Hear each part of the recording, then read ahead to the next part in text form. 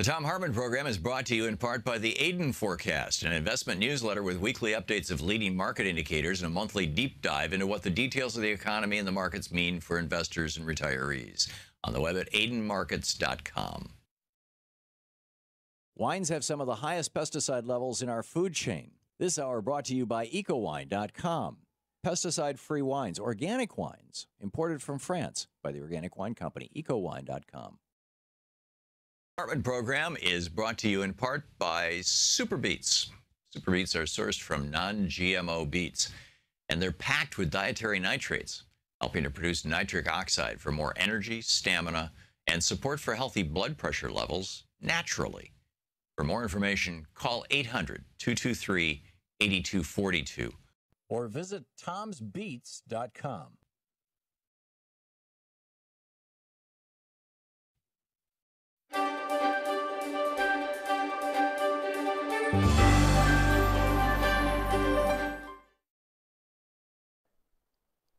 In the Thom Hartmann University Book Club today, we're reading from American Holocaust by David Stannard, The Conquest of the New World. This is from the prologue.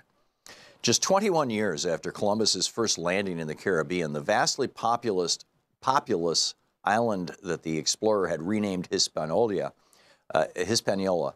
was effectively desolate. Nearly 8 million people, those Columbus chose to call Indians, had been killed by violence, disease, and despair. It took a little longer, about the span of a single human generation, but what happened on Hispaniola was the equivalent of more than 50 Hiroshimas, and Hispaniola was only the beginning.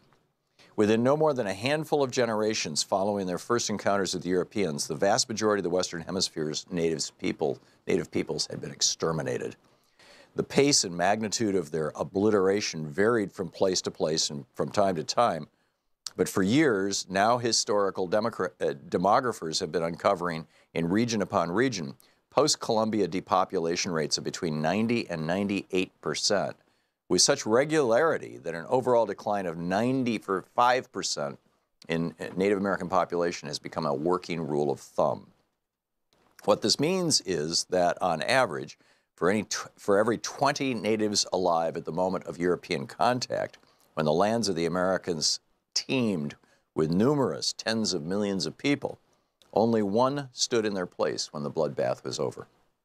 To put this in a contemporary context, the ratio of native survivorship in the Americas following European contact was less than half of what the human survivorship ratio would be in the United States today if every single white person and every single black person died. The destruction of the Indians of the Americas was far and away the most massive act of genocide in the history of the world. That is why, as one historian aptly has said, far from the heroic and romantic heraldry that customarily is used to symbolize the European settlement of the Americas, the emblem most congruent with reality would be a pyramid of skulls. Scholars estimate the size of the post-Columbian Holocaust have climbed sharply in recent decades. Too often, however, academic discussions of this ghastly event have reduced the devastated indigenous people and their cultures to statistical calculations in reconciling demographic analyses. It was easy for this to happen. From the very beginning, merely taking the account of so mammoth a cataclysm seemed an impossible task. Wrote one Spanish adventurer who arrived in the New World only 2 decades after Columbus's first landing, and who himself openly reveled in the torrent of native blood. There was neither, quote, paper nor time enough to tell all that the conquistadors did to ruin the Indians and rob them and destroy the land, end quote. As a result, the very effort to describe the disaster's overwhelming magnitude has tended to obliterate both the writer's and the reader's sense of its truly horrific human element. In an apparent effort to counteract this tendency, one writer, Tsvetsan Todorov, began his study of the events of 1492 and immediately thereafter with an epigraph from Diego de Landa's Relación de las Casas de Yucatán. Quote, the captain, Alonso Lopez de Avila, brother-in-law of the Adelmento de Montejo, captured during the war in Bacalan a young Indian woman of lovely and gracious appearance. She had promised her husband, fearful lest they should kill him in the war, not to have relations with any other man but him, and so no persuasion was sufficient to prevent her from taking her own life to avoid being defiled by another man. And because of this, they had her thrown to the dogs. Toborov then dedicates his book to the memory of a Mayan woman devoured by dogs.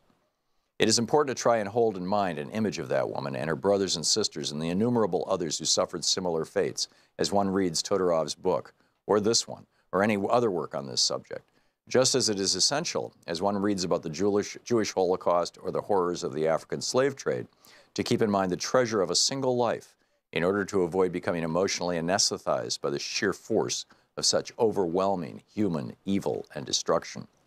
There is, for example, a case of a small Indian boy whose name no one knows today, and whose unmarked skeletal remains are hopelessly intermingled with those of hundreds of anonymous others in a mass grave on the American plains, but a boy who once played on the banks of a quiet creek in eastern Colorado, until the morning in 1864, when the American soldiers came. Then, as one of the cavalrymen later told it, while his compatriots were slaughtering and mutilating the bodies of all the women and all of the children they could catch, he spotted the boy trying to flee. Quote, "There was one child, probably 3 years old, just big enough to walk through the sand. The Indians had gone ahead and this little child was behind following after them. The little fellow was perfectly naked, traveling on the sand. I saw one man get off his horse at a distance of about 75 yards and drop his rifle and fire, but he missed the child. Another man came up and said, 'Let me try the son of a bitch, I can hit him.' He got down off his horse, kneeled down and fired at the little child, but he missed him too. A third man came up and made a similar remark and fired, and the little fellow dropped." We must do what we can to recapture and try to understand in human terms what it was that was crushed, what it was that was butchered. It is not enough merely to acknowledge that much was lost. So close to total was the human incineration and carnage.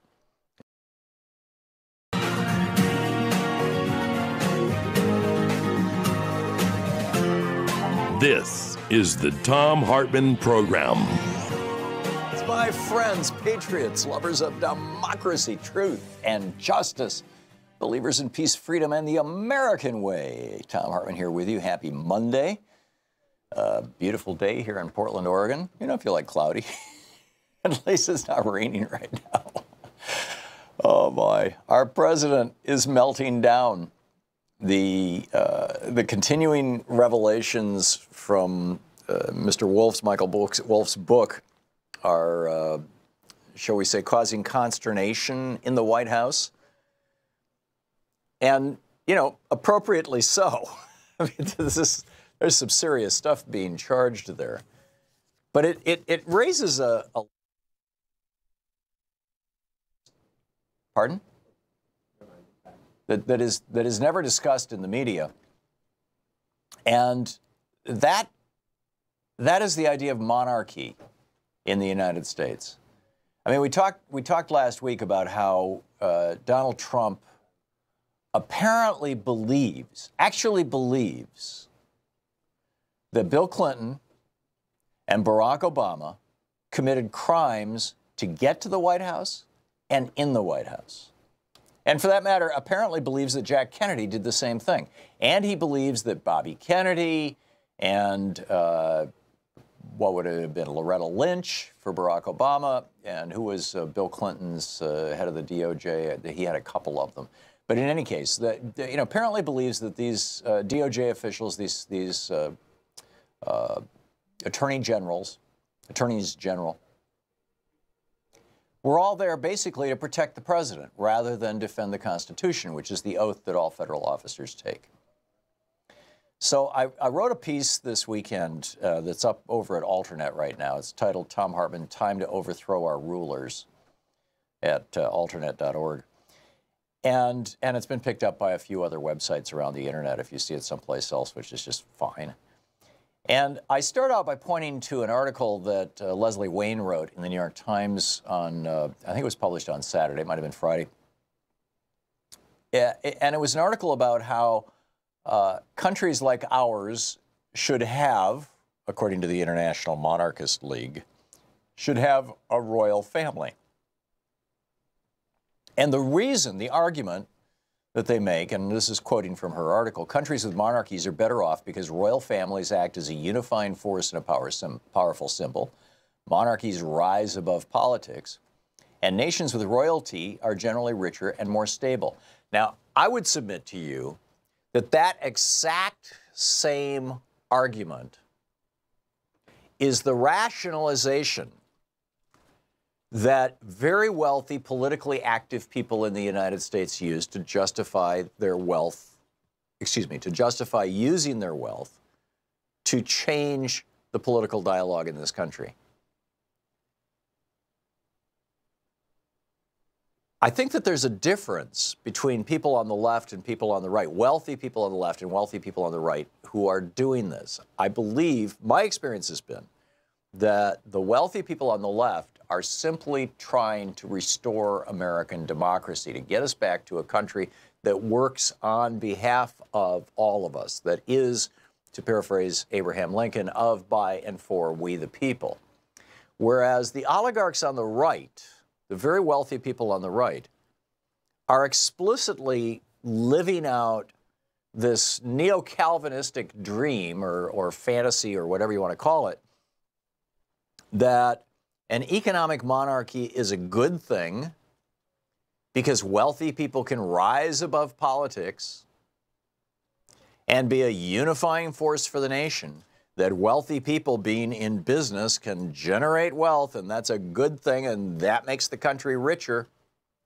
And having an aristocracy like Bill Gates and Warren Buffett is just a fine, fine thing for America. I beg to disagree. I point out in the article, as I mentioned a few minutes ago, Donald Trump actually believes that Obama and Clinton and apparently JFK committed crimes while in office. Now, what I didn't get to when I earlier mentioned that was, why does he believe this? He apparently believes this because a billionaire oligarch who left Australia for the United Kingdom and then bought a bunch of the media in England, in Great Britain, and flipped it hard right, and in the process flipped much of the politics in the UK hard right, then came to the United States and bought the Wall Street Journal, the New York Post, and created Fox so-called News, and has flipped the politics of the United States hard right. And Fox so-called News apparently is where Donald Trump got this conviction, this belief that Obama committed crimes, that Clinton committed crimes, that JFK committed crimes, real serious high crimes and misdemeanors, things, you know, treason-like things, and therefore he should be able to too. There's also the issue of the corruption of our politics by the morbidly rich, so badly that a small group of billionaires have funneled so much money into our political sphere that so-called normal Republicans like Jeff Flake and Bob Corker, now they're both very toxic, they both want to destroy Social Security, Medicare, Medicaid, but that's a normal Republican, at least in today's era. That normal Republicans are saying, hey, we couldn't get past a primary challenge. And the reason why, of course, is because the billionaires will fund the primary challengers. I mean, you know, your average right-wing nut job doesn't become an effective average right-wing nut job unless he's got a billionaire backer. This is writ large back years ago. We had Peter DeFazio on this program, I think 6-8 years ago. He represents part of Oregon. There is an ex-high school chemistry teacher here in Oregon by the name of Art Robinson. And you can Google this. It's very humorous. Art Robertson believes, or believed, I assume he still does, that radiation is good for you. And so the solution to the radioactive waste problem in the United States is to turn it into home insulation. It generates a little bit of heat, plus, you know, maybe it insulates, I don't know. And that way we are all exposed to continuous low levels of radiation, which will make us somehow magically, what, immune to the bomb? I don't know. Everybody in Oregon, not everybody, most people in Oregon thought of Art Robinson as a crackpot, but he nearly beat Peter DeFazio the first time around. Why? Because a New York hedge fund billionaire that Peter DeFazio angered threw all this money at Art Robinson. And it's not, I mean, that's just like one example. That's happening all over the country continuously. This is why Jimmy Carter on this program said America is no longer a democracy. We are now an oligarchy with unlimited political bribery. The former president of the United States. And nobody in our media, even on the so-called corporate left media, you know, the MSNBCs and whatnot, is willing to discuss the impact of petro-billionaires. I mean, they'll point out that Republicans deny climate change, but they never, ever say that Republicans deny climate change because they want to continue getting money from the Koch network or from other petro-billionaires, from the coal industry, from ExxonMobil. They never point out it has to do with money. There's no other reason that the Republicans would deny actual science. I mean, it's not like these Republicans are total Luddites. They actually do believe in science. When they get sick, they'll take antibiotics from their doctor. But, you know, hey, big money. And now we got Ryan Zinke and Scott Pruitt, the guys that the billionaire toady Mike Pence put in at Interior and EPA, dismantling our country as we speak.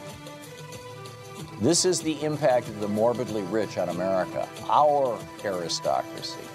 In my opinion, it's time to overthrow that aristocracy, and we have a template for doing it from 1932. This is the Thom Hartmann Program. Franklin Roosevelt called these people out, named them, he called them economic royalists, and went after them mercilessly. We must again.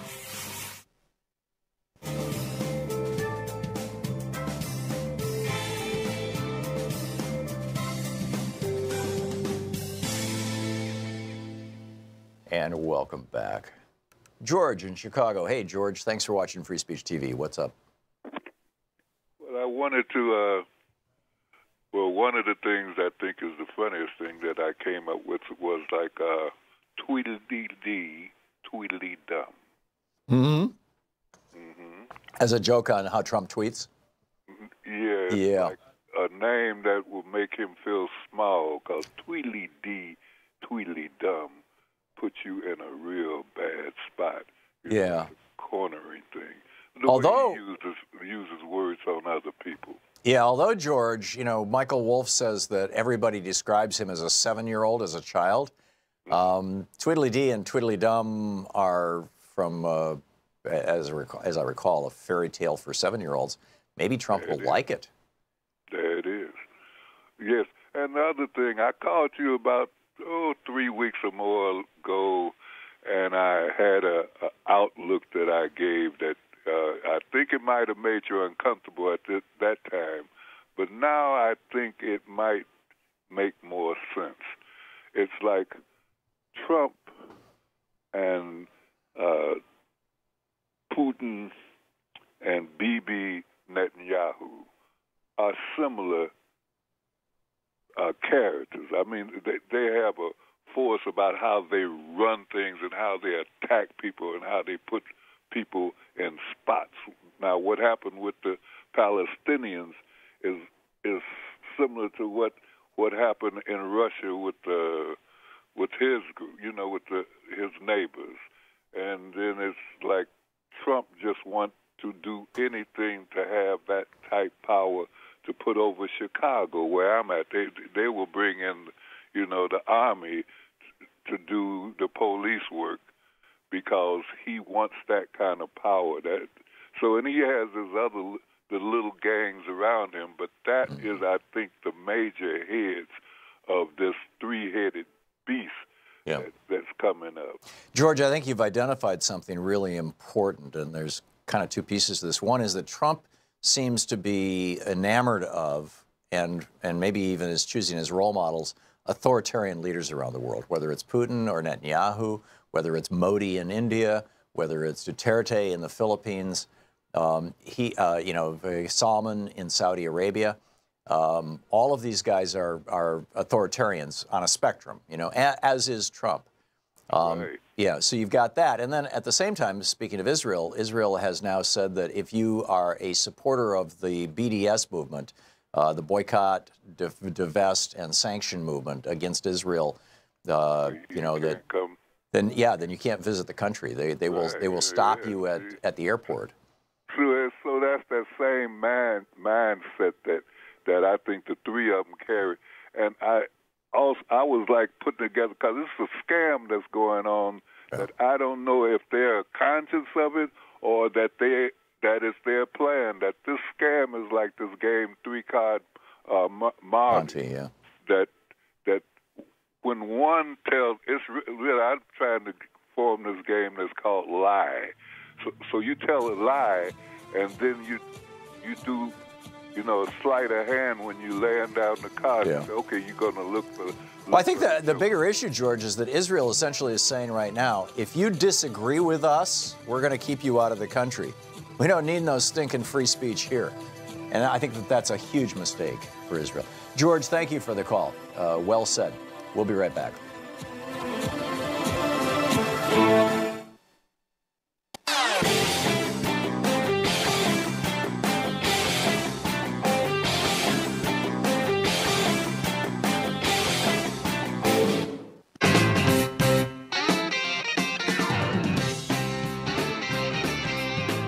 Welcome back. Thom Hartmann here with you.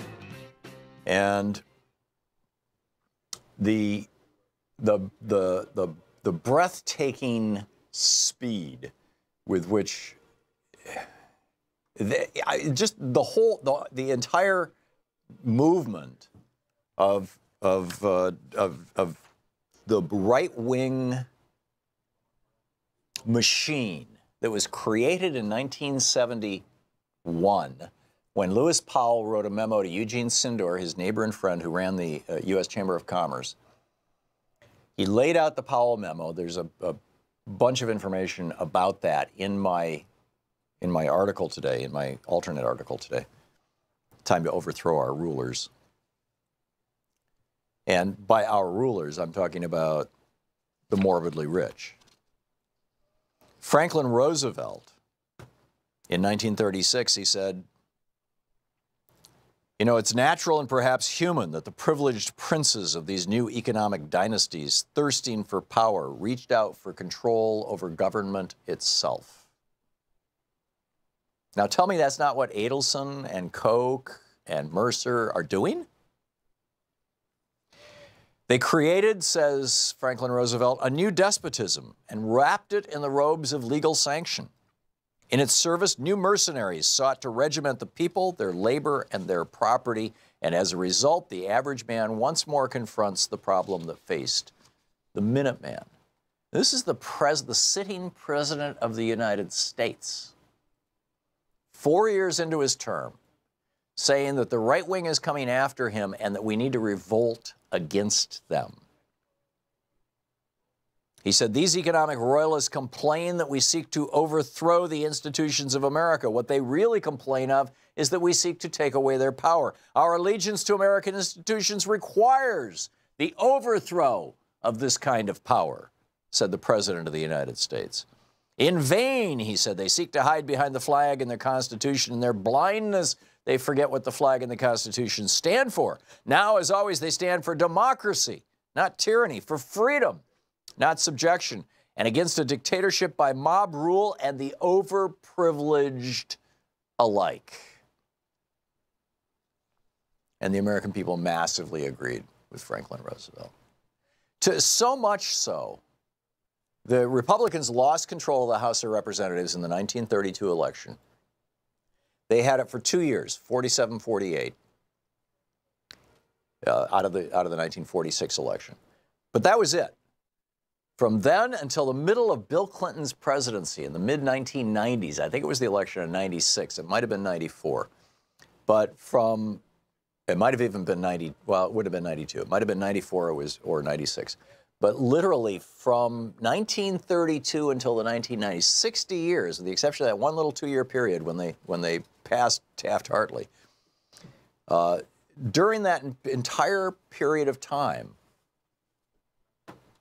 the Republicans did not control the U.S. House of Representatives. Why? Because the American people knew what the Republicans were all about. That they served the interests of the rich, that they wanted to destroy Social Security, they wanted to destroy Medicare, they wanted to destroy Medicaid. They worked against the interests of small and medium-sized businesses. They wanted to flatten wages for working people so that more money could flow to the top. And they started doing all this in 1980. We're now 37 years here, 36 years post-Reagan Revolution. And it should be obvious to everybody. 36 years of flat wages, declining wages actually, for the bottom, you know, for people making under 50 grand a year, for the bottom half of America. Or maybe under 40 grand a year, whatever that number is. This is you know, where we're at, to the point that Dwight Eisenhower, the Republican president, 4 years into his term, 1956, writes a letter to his brother Edgar, who's a right-wing wackadoodle, and says, you know, because his brother was saying, hey, you're not being right-wing enough. And he says, should any political party attempt to abolish Social Security, unemployment insurance, or eliminate labor laws, you would not hear of that party again in our political history. There's a tiny splinter group, of course, that believes you can do these things. Among them are H.L. Hunt, a few other Texas oil millionaires, and an occasional politician or businessman from other areas. Their number is negligible, wrote the President of the United States, Republican Dwight Eisenhower. Their number is negligible, and they are stupid. End of quote from the letter from Dwight Eisenhower to his brother Edgar. Big business knew this too. Prior to the 1980s, big business did not involve itself in politics in the United States. I mean, it certainly did in the 1920s, supporting Warren Harding, Calvin Coolidge, Herbert Hoover. But after the great crash of '32, when Americans who were alive then, and most of them are dead now, but the Americans who were alive then got it, figured out that this big business-run nation did not work, that handing America over to big business was a huge mistake. And big business figured this out. And from 1932 until the 1980s, business, yeah, they lobbied, but, you know, not that big a deal. The federal debt wasn't that great. It was under $1 billion until Ronald Reagan became president. Excuse me, under $1 trillion until Reagan became president. And then in 1971, Lewis Powell wrote his memo. 72, Richard Nixon puts him on the Supreme Court. 76, he helps encourage the court to rule in the Buckley versus Vallejo case that when billionaires own politicians by funding their political careers, think Shelley Adelson, Marco Rubio, Robert and Rebecca Mercer, Donald Trump,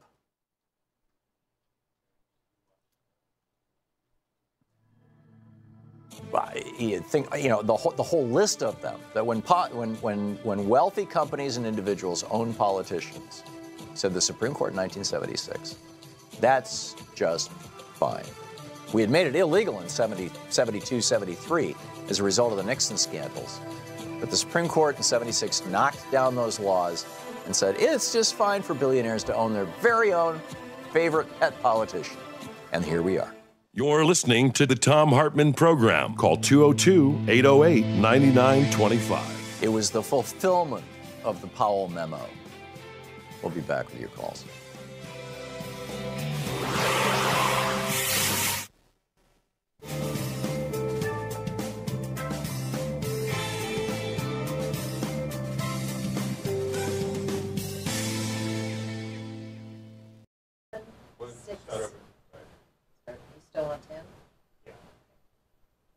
University Book Club. Today we're reading Rex Stout back in the 1940s.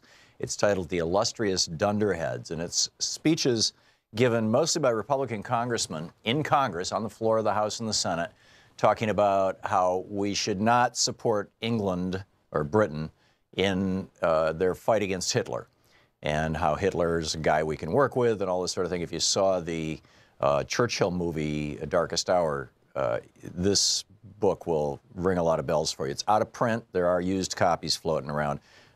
This is a copy my father gave me as a gift years ago. So, The Illustrious Dunderheads by Rex Stout. It's a collection of speeches, as I said. The first one is by George Bender, the Republican representative from Ohio. And this is July 11, 1940. I wish to call attention to the statement made by an expert, Colonel Lindbergh. Quote, "Let us not be confused by this talk of invasion by European aircraft. The air defense of America is as simple as the attack is difficult when the true facts are faced. We are in danger of a war today not because the European people have attempted to interfere with the internal affairs of America, but because American people have attempted to interfere with the internal affairs of Europe. Regardless of which side wins the war, there is no reason, aside from our own actions, to prevent a continuation of peaceful relationships between America and the countries of Europe." Then on September 3rd, 1940, he said, "Any device at all that suits the convenience of the president." Keep in mind, FDR was president, and the Republicans didn't want to fight against Hitler because they thought it would get FDR elected for a third term as a wartime president. That was what this was all about. "Any device at all that suits the convenience of the president is used in order to get us into this war by the back door. The power of peacetime conscription in the hands of an administration that is proved by its record to have used every conceivable excuse for regimenting America, overturning all tradition, and changing our form of government is nothing but an invitation to disaster. We know that our people hate everything that Hitler stands for. We despise dictatorship in any form, but I challenge anyone to tell us the difference between executive orders issued by Roosevelt and those issued by Hitler." Republicans in 1940. But wait, there's more. This is from Hamilton Fish, Republican representative from New York State. This is June 22nd, 1940. "Colonel Lindbergh was right when he said in one of his recent speeches, 'Let us stop this hysterical chatter about calamity and invasion that has been running rife these past few days. It is not fitting to the people who built this nation. The only reason we are in danger to becoming involved in this war is because there are powerful elements in America who desire to take part in a war against Hitler.'" Then on June 22nd, 1940, he gave a speech at the House of Representatives. He says, "Let us have an end to the secret diplomacy and the secret commitments of President Roosevelt that have brought ruin and disaster to France and from which we have escaped only by a miracle, and the will of the American people expressed through Congress to keep America out of war." This was the America First movement back then. President Roosevelt alarmed the nation by his inflammatory Italian dagger thrust in the heart speech. And on August 5th, Republican Representative Hamilton Fish said, "Whom do we fear? Do we fear Hitler, who seems afraid to attack England over 20 miles of sea when he would have 3,000 miles to cross here? This is preposterous. Let us stop this fear hysteria." And then on September 3rd, he said on the floor of the House, Republican Representative Fish of New York, "Peacetime conscription in America is the direct road to Hitlerism, dictatorship, and National Socialism." See, he didn't want Roosevelt to start the draft. "If we adopt peacetime conscription, we are merely copying Nazi methods and ideology. Mr. Speaker, this Roosevelt Far Eastern policy of bluff and bluster has driven Japan into the hands of Nazi Germany and fascist Italy. No one in Japan really wants war with the United States, but it's quite evident that this highly proud and militaristic nation has got tired of being threatened and slapped in the face by us. We must not let our sympathies run away with our judgment and involve us in any Asiatic war 10,000 miles away that has no connection to the defense of the American continent. We have more to fear from the war makers within our country than from our enemies without." Yeah, got more to fear from Franklin Roosevelt than from Adolf Hitler. This is from Claire Hoffman, Republican representative of Michigan. And this is from a speech that Mr. Hoffman gave September 7, 1940. "Mr. Speaker, down into the hell of a war, in no sense our war, this president would plunge us to satisfy his ambition to break the American tradition that no man should be elected a third time to the presidency, and in order that he may go down in history as America's first dictator." Yes, this is Republicans speaking on the floor of the House of Representatives, calling FDR a dictator in 1940. This is 1 year after Hitler had invaded Poland. Back to the quote. "He told us, in effect, that we had no national defense, that we were open to successful invasion by a foreign foe. Thus, he created fear and hysteria. As on other occasions, when he had satisfied his penchant for theatrics by shouting 'fire, fire,' and calling Congress in special session at a cost of $500,000, he, figuratively speaking, now tucks his tongue in his cheek and goes off on a vacation. It is to be hoped on this one he will not, as he did on a prior occasion, see a mythical submarine. Roosevelt's threat to use the sovereignty of government is but the threat of a Hitler, of a Mussolini, a Stalin, to silence all opposition and all criticism. He has consistently arrayed class against class, preached envy and jealousy, The doctrine of hatred and fear and his egotism is only equaled by his ignorance when we assume that patriotic Americans will tamely submit. The illustrious Dunderheads. Podcasts at thomhartmann.com/podcast. They're commercial free and you can listen anytime, any place you want.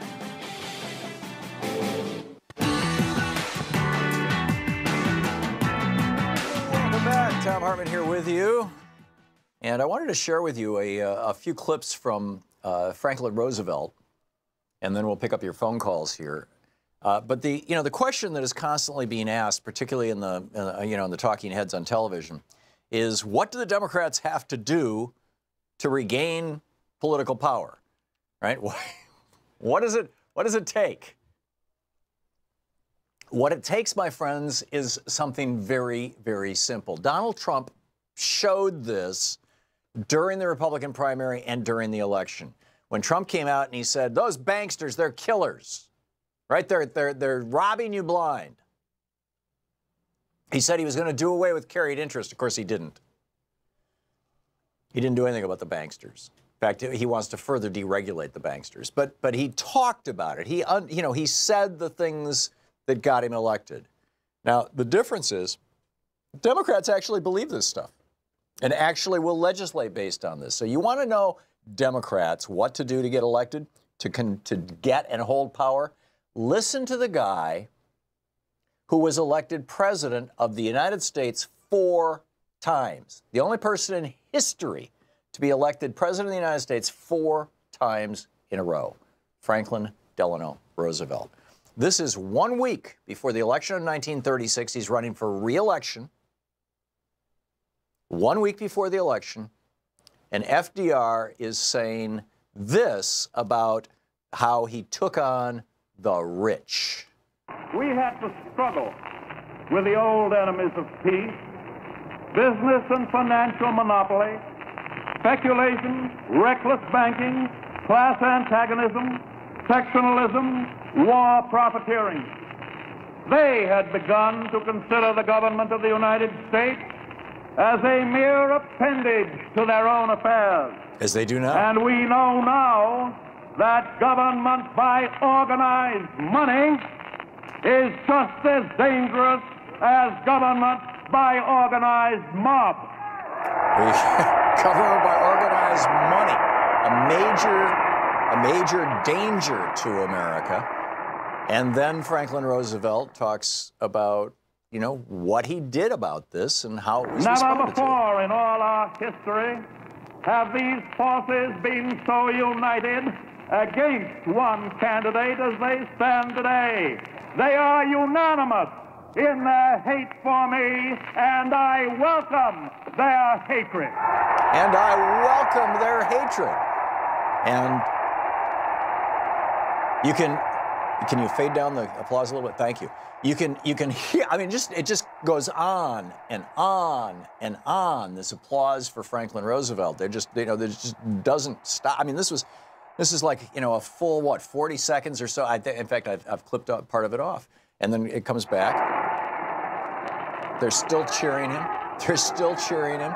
They're still cheering him. Yeah. And then he says, I took on the rich people on your behalf. And in my first administration and in my next administration, I'm really going to do it. Here he is. I should like to have it said of my first administration that in it, the forces of selfishness and of lust for power met their match. I should like to have it said, wait a minute, I should like to have it said of my second administration that in it, these forces met their master. Met their master. And they did. He had passed Social Security. He had passed the National Labor Relations Act. Just massive changes to the American economy and the American landscape that made, really, a functional modern democracy possible. It's remarkable. So Democrats, if you want to know how to win, right? You want to know how to win an election. Talk like this. Here's FDR again. Just talk like this. Recognition of that falsity of material wealth as the standard of success goes hand in hand with the abandonment of the false belief that public office and high political positions are to be valued only by the standards of pride of place and personal profits. And there must be an end to a conduct in banking and in business which too often has given to a sacred trust the likeness of callous and selfish wrongdoing. There you go. I mean, you know, how is that not our banksters today? And then his warning, his gentle warning to Americans. And this is so brilliant. Let me warn you about these Republicans. Let me warn you, and let me warn the nation against the smooth evasion that says, of course we believe these things. We believe in Social Security. We believe in work for the unemployed. We believe in saving homes. Cross our hearts and hope to die. We believe in all these things. But we do not like the way the present administration is doing them. Just turn them over to us. We will do all of them. We will do more of them. We will do them better. And most important of all, the doing of them will not cost anybody anything. Tell me this is not, I mean, that was like 1934. Tell me that today the Republicans aren't playing the same scam they were in the 1920s and the 1930s. It's amazing. John in Minneapolis. Hey, John, what's on your mind? Yeah, I just wanted to say that actually, you know, I absolutely agree with you about FDR.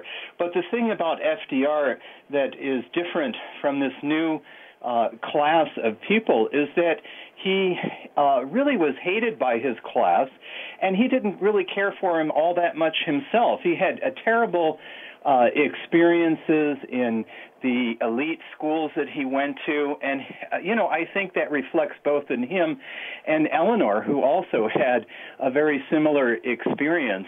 And so, you know, it's just, I think it's the person, and we, you know, need to realize that we are all, you know, we all have the capacity, you know, to have what they call noblesse oblige. And you're absolutely right.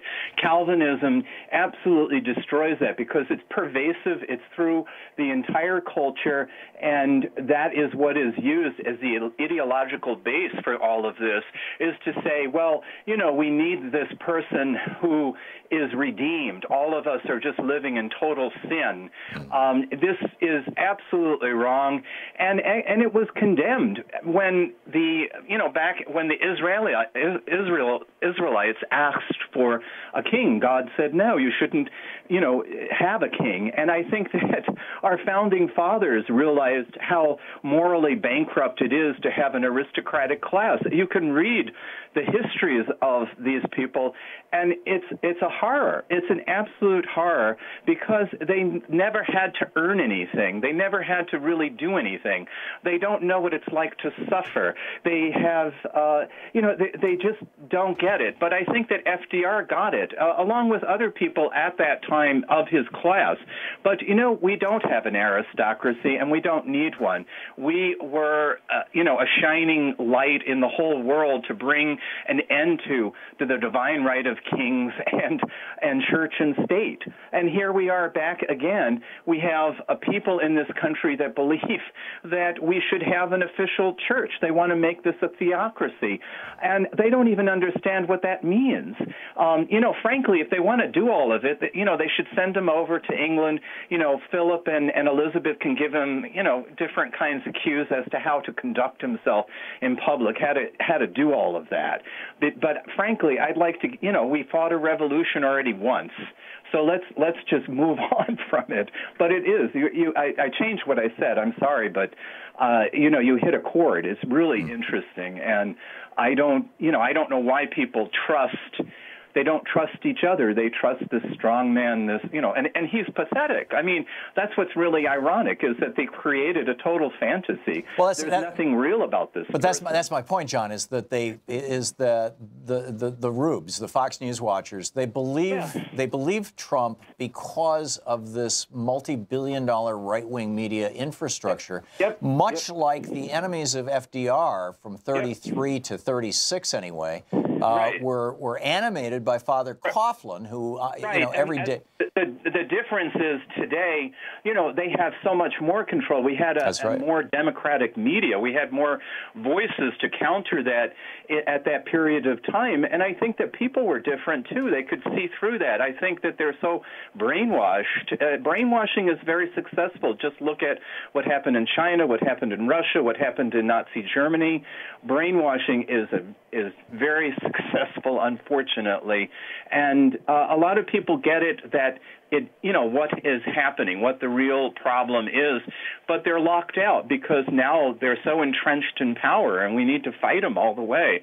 Our whole life really depends, and the life of our children depend on, just getting rid of this whole, oligarchy regime. Yeah. We have an oligarchy, and it was brought to us courtesy of the Supreme Court. It's just very, very simple and very straightforward. John, thanks for the call. You're welcome. Sean, we're in our break. We'll be right back.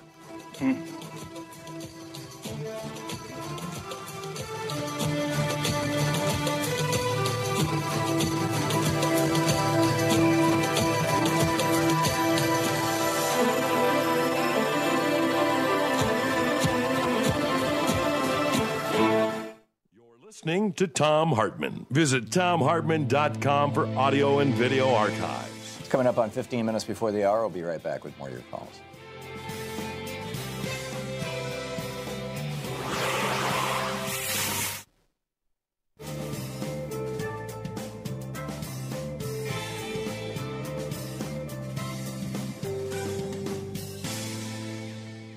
And welcome back. Jared in Downington, Pennsylvania. Hey, Jared, what's on your mind today? Hello, Tom. Just a correction. You're wrong about the political control of Congress. The Republicans controlled the House of Representatives and the Senate from 1953 to 1955. After the election of President Dwight D. Eisenhower in a landslide election where he won most of the country outside of the really solid South, running on a platform against communism, corruption, and the Korean War. Okay. So, I'll have to look it up, Jared, but, you're generally a fairly reliable information source. If I'm wrong, I stand corrected. Anytime. And the reason the Democrats controlled the House is because of gerrymandering, which is why we currently have the current batch of Republicans, although that could change the census here. Anyway, I want to get to Korea. I'm increasingly concerned about this bipartisan, if you will, that there's a bipartisan push to attack North Korea. And I'm deadly afraid of this because, as you know, I don't know if I ever told you this, my grandfather fought in North Korea. And let me tell you something, it's a war we forget for a reason, because it was hell on earth. An uncle of mine fought there too, and came back, threw away his medals, and said, "Don't ever mention that war to me," and went to his grave without ever mentioning North Korea or Korea again. Those soldiers saw hell. Oh yeah. My grandfather only mentioned war with me one time, and this was a couple weeks before his death. And he only talked about the Pacific War. We didn't talk about Korea per se. But from what I've heard my mother tell me, he would wake up in the night screaming and just other things that I don't want to talk to you on air about. But do people realize that the reason Korea has nukes is because we wiped out 30% of their population? And we virtually leveled every building in the country. Yes. I mean, Pyongyang it looked like Hiroshima. Exactly. And we used bioweapons there, too, which nobody talks about. We were thinking about using nuclear weapons. What bioweapons did we use in Korea? What? What bioweapons did we use in Korea? I don't know, but I remember one time hearing we did use some bioweapons, and it did affect some of our troops there as well. But I can't remember what kind of bioweapons. It was probably early form of was Agent Orange, an early form of it, I guess, or something like that. Can't remember exactly. Okay. But I think here's what I would do if I was president. I would end all the sanctions on Korea. I would establish an embassy in North Korea. And generally, I would remove all U.S. troops from South Korea. Because the only way we're going to have peace is by ending this, standoff, something-year war with Korea. Yeah. I don't disagree with you, Jared. I'm not totally convinced about pulling the American base, but downscaling it considerably and letting South Korea take responsibility for their own safety seems like a good idea.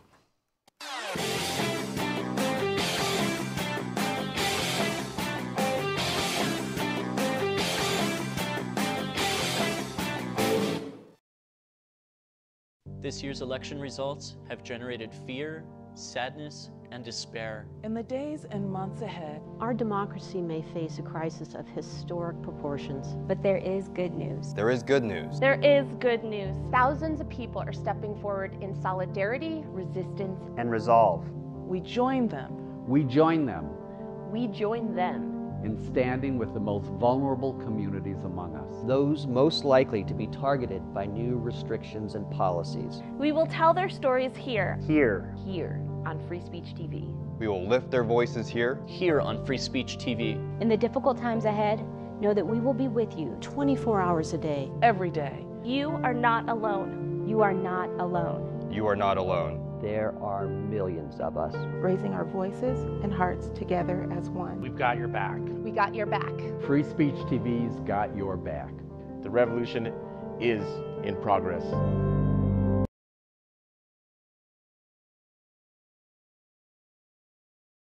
Back.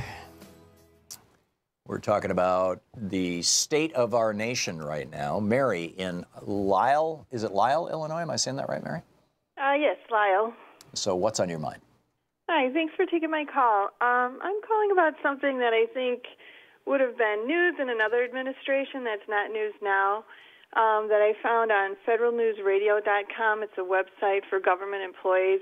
And it says that the Treasury Department is taking the extraordinary measures of borrowing from the Thrift Savings Plan G Fund for the next 2 months to help them from defaulting on their debts. Their currently borrowing limit is reached at $28.5 trillion. Right. And so they're borrowing from the government employees G Fund in order to keep from. Yeah, this is happening. This is happening, Mary. Pardon? This is happening in multiple agencies, and it's because although the conventional wisdom or the story that's put forward by the media is that the government's going to run out of money on the 19th, the reality is that we ran off budget sometime back, and so there's been a lot of moving money around to keep from shutting the government down. But we're way past the end of the last appropriation. Yeah, they say they won't actually start paying it back until March or April. And I was wondering, with all the tax cuts and everything like that, I mean, what are the chances of them actually being able to pay it back? And have you ever heard of an administration doing this before? I think given that what you're talking about here is the Treasury Department, the odds are fairly high that money will be paid back. Yes, during the last 2 government shutdowns and one event that didn't lead to a shutdown but it came damn close, where we ended, where we passed the point where the government was out of money, but they were able to move money around and keep paying bills. In every one of those cases, the various agencies, whether it was Interior, remember they shut down the national parks for a while, the last government shutdown, whether it was Interior, whether it was Treasury, you know, any of these agencies that are doing the stuff that, you know, the government needs to do, got their funding back. The big question in my mind is Medicare, Medicaid, Social Security, are they going to get their funding? We're going to be talking to Alex Lawson a little later on the program, and he's pointing out that the Republicans are calling for a multi-$100-million cut in the Social Security Administration's staffing, which means that, you know, a couple of years ago, say 5 years ago, if you applied for Social Security, it might have taken you a half hour. Now it might take you all day because, you know, they don't have as many people, and so it takes a lot longer to process applications and things. And that's all designed to make people angry with Social Security and angry with government bureaucracies so that they will go along with the idea of turning Social Security and its $2.5 trillion trust fund over to Jamie Dimon or whoever the CEO of Wells Fargo is these days. That's what's going on.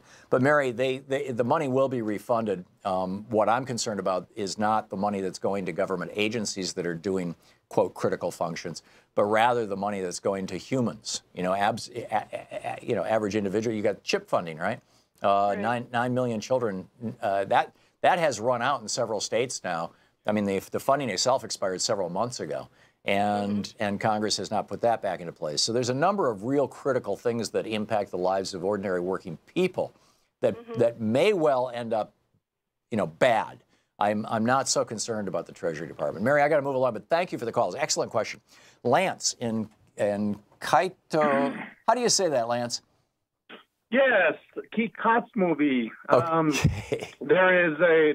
I'm not from around this area. I wasn't raised around this area, but there's a way of saying it in the Hopi way. But yeah, it's pronounced Kikotsmovie. So that's how I pronounce Kikotsmovie. it. But anyways, Tom, thank you for all that you're doing and for all your awareness on the Native American history. I just wanted to make it a brief introduction there to myself. Thank you for all you do. Also, Nancy Pelosi. You remember after Harvey, after everything was starting to be assessed, it was going inland, it was dissipating. And Nancy Pelosi and a few other Democrats got on CNN and they were doing their announcement. And when they asked her about a few questions, she was up there. I think you remember this. She was up there and they asked her, hey, something about the climate or the effects of it. And she said something to the effect of, well, there are some people that think that, you know, climate change may have been a factor. And it's like, you know, right then and there, we don't need a leadership like that. We need another Democrat that's going to lead this party that would have been someone like you to have been in that situation in that point in time to say, yes, this in fact points directly to climate change, and we need to enforce that with the Republicans.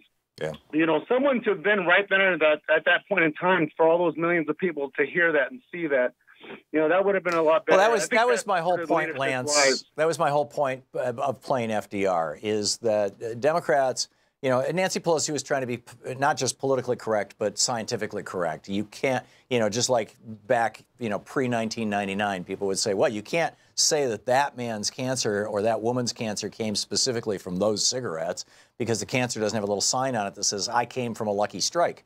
So, you know, and that's how the tobacco industry, you know, warded off lawsuits for years and years. But your point and my point is that Democrats, and Lance, thank you for the call, is that Democrats need to get plain spoken. They need to get blunt. They need to do what Donald Trump did in the primaries. Speak simply, speak in bumper stickers, and don't be afraid of hyperbole. Don't be afraid of it being highly emphatic. We'll be right back. You're listening to Thom Hartmann.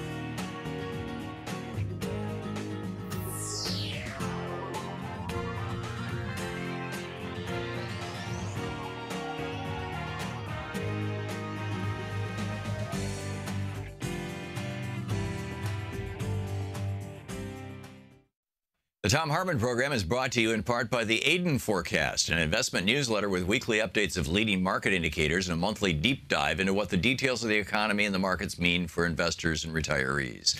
On the web at aidenmarkets.com. Wines have some of the highest pesticide levels in our food chain. This hour brought to you by ecowine.com. Pesticide-free wines, organic wines, imported from France by the Organic Wine Company, ecowine.com. Hartmann Program is brought to you in part by Super Beets.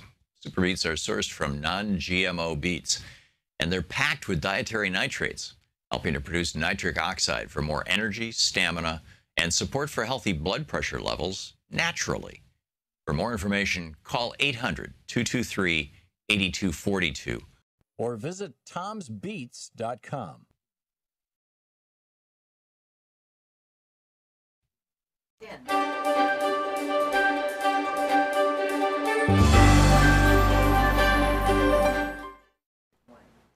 It's the Thom Hartmann University Book Club. Today we're reading from Screwed, The Undeclared War Against the Middle Class, by me. This is Chapter 1, titled There Is No, quote, free, end quote, market. Look at history and you'll find that the middle class was the creation of liberal democracies. George Washington and Thomas Jefferson did not fight a bloody war to create a country only for wealthy property holders. Our founders believed that every Bob Cratchit willing to work for his living should be able to earn enough to own his house and support himself and his family. That's what it means to be middle class, and part of why Jefferson put life, liberty, and the pursuit of happiness into the Declaration of Independence. The founders also knew that a middle class doesn't just materialize out of thin air. That's why in the preamble to the Constitution, they wrote that one purpose of government was to, quote, promote the general welfare. 2 centuries later, when the middle class was in danger of disappearing during the Great Depression, Franklin Roosevelt almost single-handedly created a new middle class through his New Deal policies. Roosevelt's success demonstrates that government can and must promote the general welfare because only government can create the conditions that make a middle class possible. And FDR was able to do it only because of an overwhelming majority of Americans voted for it in a relatively free and open democracy. Listen to the right-wing pundits, the people I call the cons, and they will tell you something completely different. They suggest, and some actually believe, that a middle class will naturally spring into being when the kingdoms of corporate power are freed from government restriction. The way to create goods, according to the cons, is to free the market. When business gets to do whatever it wants, they say, it will create wealth, and that wealth will trickle down to the rest of us, thus creating a middle class. The cons' belief in free markets is a bit like the old Catholic Church's insistence that the Earth is at the center of the solar system. The free market line is widely believed by those in power, and those who challenge this belief are labeled heretics. But it's wrong. Here's a headline for those cons who are masquerading as economists without having studied either economics or history. 1, there's no such thing as a free market. And 2, markets are the creations of governments. Governments provide markets with a stable currency for financial transactions. They provide a legal infrastructure and a court system to enforce the contracts that make the market possible. They provide an educated workforce through public education. And those workers showed up at their places of business after traveling on public roads, rails, and airways provided by the government. Businesses that use the free market are protected by police and fire departments provided by the government, and they send their communications from phone to email over lines that follow public rights-of-way maintained and protected by the government. And most important, the rules of the game of business are defined by the government. Any sports fan can tell you that without rules and referees, football, baseball, basketball, and hockey would be a mess. Similarly, business without rules doesn't work. In a corporate kingdom, a corptocracy, those rules are made by the businesses themselves, and they inevitably screw both the workers and the citizens. In a democracy, those rules are made by we the people, both through our elected representatives and through union negotiations with the business kings, lords, and CEOs. The cons believe that what business does is business, and the government should keep its nose out of it, even when the business is run by Ebenezer Scrooge and leads to centuries of sick Tiny Tims and terrified Bob Cratchits. Talk show cons and TV talking head cons and political cons, both Republican, conservative, or middle of the road, euphemisms for corporate connected, Democrats, say that government just gets in the way of the market. They want to let the market decide our economy. Unspoken is their belief that if economic and social policy are made by the market, we don't need government, the voice and the will of the people for our domestic affairs. One of the most vocal cons, Grover Norquist, told National Public Radio's Mara Liasson in a May 25, 2001 interview, "I don't want to abolish government. I simply want to reduce it to the size where I can drag it into the bathroom and drown it in the bathtub." During the golden age of the American middle class, people routinely voted themselves tax increases to invest in new schools, better roads, higher pay for police and firefighters, and a multitude of other infrastructure and public works projects. Hospitals were owned and run by local communities, as were water and sewage systems, and in most of the United States, power plants and other public utilities as well. Taxes, by and large, were thought of as investments in civil society and community, and were routinely embraced by the majority of the middle class. Of course, people made jokes about not liking taxes, but they still knew that without taxes, there'd be no services, and people wanted those services. Ronald Reagan and his public relations machine, funded by huge corporations and wealthy people like Joseph Coors, promoted the thought virus, the meme that taxes are bad and government is bad. Reagan ran as an outsider to government, although he was a former governor of California, and even ran for re-election as president against government. Reagan put forward the point of view of the wealthy elite who felt that they were paying large sums of their vast wealth to help the little people have good schools and communities that worked. He changed laws like the Fairness Doctrine in 1986 so that sycophants like Rush Limbaugh could appear in the public airwaves with heavy corporate funding to help convince the average person that taxes were bad and government was bad.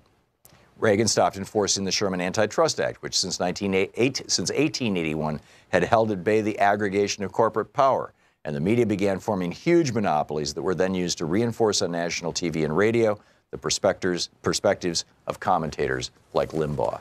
The book is Screwed. The Undeclared War Against the Middle Class and What We Can Do About It by Thom Hartmann. Mental exercises. And others.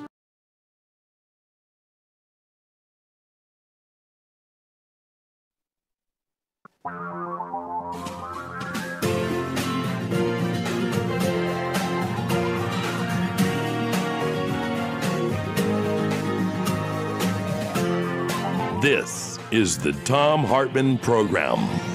Welcome back. Thom Hartmann here with you. On the line with us, Alex Lawson, the Executive Director of Social Security Works. SocialSecurityWorks.org is the website. You can tweet him at ALaw202 or at SSWorks. And Alex, welcome back to the program. Thanks for having me, Tom. Thank you for joining us. The Trump administration is up to no good when it comes to Social Security. Well, I shouldn't just say the Trump administration. This is the entire GOP, isn't it? It is. So what are they doing? I think it's actually interesting to think of it as Trump made all of this noise that he was going to be different on Social Security, on Medicare, on Medicaid, and now that is just so fully out the window. He's nothing more than just a continuation of the Paul Ryan perverse dream that he says he admits he's been having this fantasy since college, stealing people's earned benefits and pushing seniors into penury and an early grave. And Donald Trump is just a wholehearted cheerleader of this effort now. The tax scam being the latest push towards that. And now we just have, from this retreat at Camp David, we see what they're going to do when it comes to this spending. There's a lot of smoke and mirrors here, but coming out of Paul Ryan's side of the hill is just going to be complete aim at Medicaid, at Medicare, and when they can, at Social Security. Well, and not only that, I received an email from Social Security Works. I got one today, and I got one last Thursday or Friday, both pointing out that the Trump administration and the Republicans in Congress, particularly Paul Ryan and Mitch McConnell, are gung-ho for basically cutting the number of people who work at the Social Security Administration, so that when somebody turns or gets close to 65 and they try to apply for Social Security or Medicare or need any help on the website or whatever it may be, that instead of having, a 15 or 20-minute conversation with somebody over the phone or in person, they're going to have to go someplace, sit, wait for hours at a time, sit on hold for hours. It's going to be just a nightmare experience. So pretty soon people will be screaming, the Social Security Administration sucks. I want Wells Fargo to run this thing. That's exactly right. And that is in this spending bill, they cut Social Security Administration funding by $500 million, right around $500 million. This is on top of the billions of dollars that they've cut from it every year, year after year. We call this the death by 1,000 cuts attack. So they run into fierce resistance when they come a frontal attack at Social Security, and we will always make sure that's the case. We also hit back hard when they come at the funding because this is, what I say, this is their MO. So they kneecap the mailman, and then they complain that the mail is late so that they can get rid of it and give it to their criminal friends on Wall Street and, privatize. Right, they literally did that with the post office in 2006. Exactly. Yeah. Yes. And it's so they don't really have, as you know, and your listeners know, they don't have many tacks, many strategies. They really only have one, which is reach into your pocket, steal your money, give it to their criminal friends on Wall Street, and call it privatization, and somehow it's going to deliver better for you when that's never the case. So right now, that is the first on the docket is this funding fight over the Social Security Administration, SSA. And just let me point out, and I know you know this, but the height of annoyingness on this is that no one's giving anyone anything. This isn't their money. This is our money. Not only do we pay for our benefits on Social Security, we also pay for the salaries of the people and the buildings and all of what it takes to administer those benefits also come out of our contributions that you see in your paycheck. So it's literally these guys on Capitol Hill who are restricting the use of our own money to get us our benefits. They're just setting it up to be as annoying as possible. Longer lines, longer wait times, difficulty of getting information from a new, underpaid and undervalued staff. That's the nightmare that the Republicans want to create for all of us. Yeah. I played a clip in the last hour of Franklin Roosevelt saying, let me warn you about the smooth evasion, that says, of course we love Social Security. Just give it to us. We'll do more of it. We'll do it better. And best of all, it won't cost anybody anything. Is that the sales pitch the Republicans are doing? I mean, Trump during the election, during the primary, I remember him standing in the Republican primary saying, I'm the only guy on this stage who will tell you, all these guys are going to cut your Social Security and Medicare. I am not going to cut Social Security, Medicare, or Medicaid. Well, he's already cut Medicaid. He's already cut Medicare with the last budget, with this tax deal. And now he's going after Social Security. When are Americans going to figure out, A, that Trump lied through his teeth in order to get elected, and B, that the Trump crime family, Trump, Ivanka, everybody says, oh, Ivanka, she's a liberal. Isn't that wonderful? It's nonsense. The Trump crime family is totally down with whatever holds power for them. They don't give a rat's ass about the average working person. That's exactly right. I think, I didn't believe him at all when he said it. I also knew that there was no way he could take the rest of the Republican Party with him.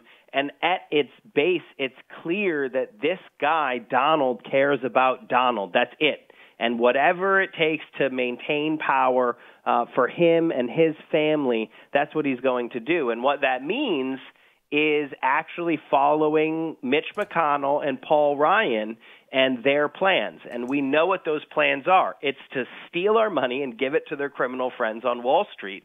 Paul Ryan openly admitted that he's been fantasizing about this since college. So to think that somehow he's going to stop doing that, it just doesn't make any sense to me. Like, what evidence is there for them that they're not going to do this? There's none.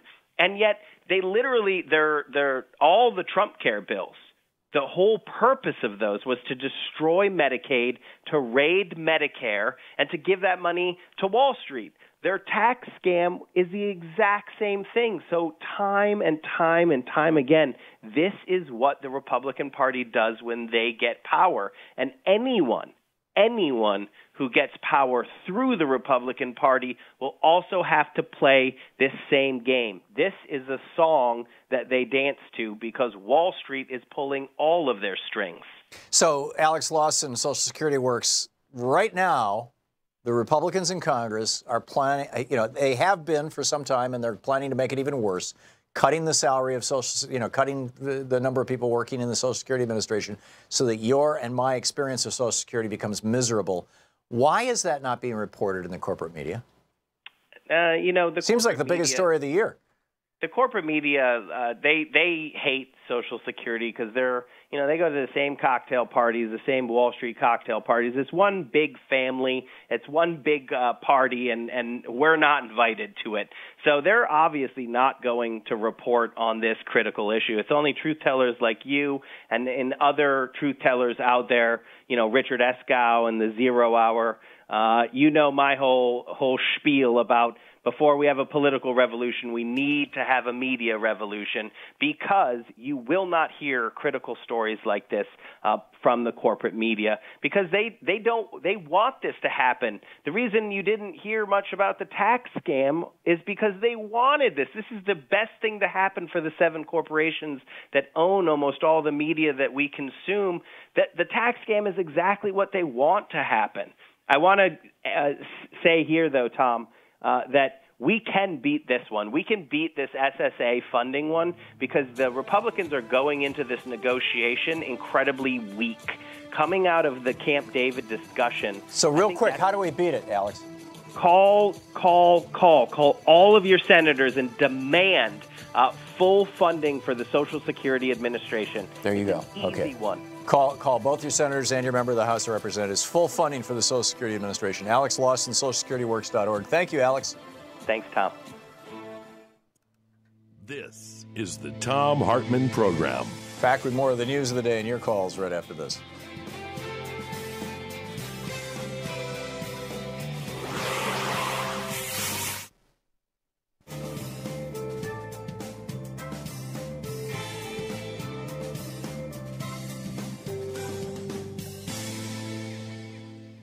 And welcome back. Glenn in Fort Bragg, California, watching Free Speech TV. Hey, Glenn, what's up? Hi, Tom. Hello, Glenn. Well, hey, that's my first time calling in. I'm a proponent of a bipartisan project to finish Franklin Roosevelt's largest public works project in Washington State. And as you know, probably, Governor Inslee has just been elected to represent the Democratic governors across the nation. Mm-hmm. And he'll have direct input on this project. And I'm a strong proponent of saving Social Security, but I've promoted this project now for many years. What is the project, Glenn? Well, Franklin, before World War II started, he put in a project of 500,000 acres. It was supposed to go out to 1 million acres of irrigated ground. Mm-hmm. And they never completed the second half of the project. And with so many people unemployed and everything, I want to take this to the table, and I actually have taken it through Kathy McMorris Rogers. She's delivered this to Donald Trump. Mm-hmm. And what I'm asking him to do is sign an executive order like Franklin did to initiate the project, but I'm asking him to sign 3 executive orders for funding on the project and to have it done by 2022. And I was wondering if you would be willing to work directly with Governor Inslee and Senator Patty Murray. I think she's the 4th highest Democrat in the nation on this project. And I was wondering if Mr. Alex there would also work directly with you and the governor on this issue. Yeah.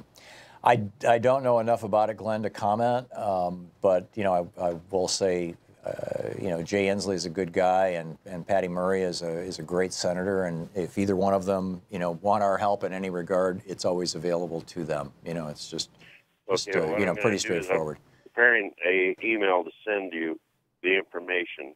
Okay. I was hoping you and Mr. Lawson would review the website. Yeah, I'll check it out. Again, Glenn, what's the name of the project?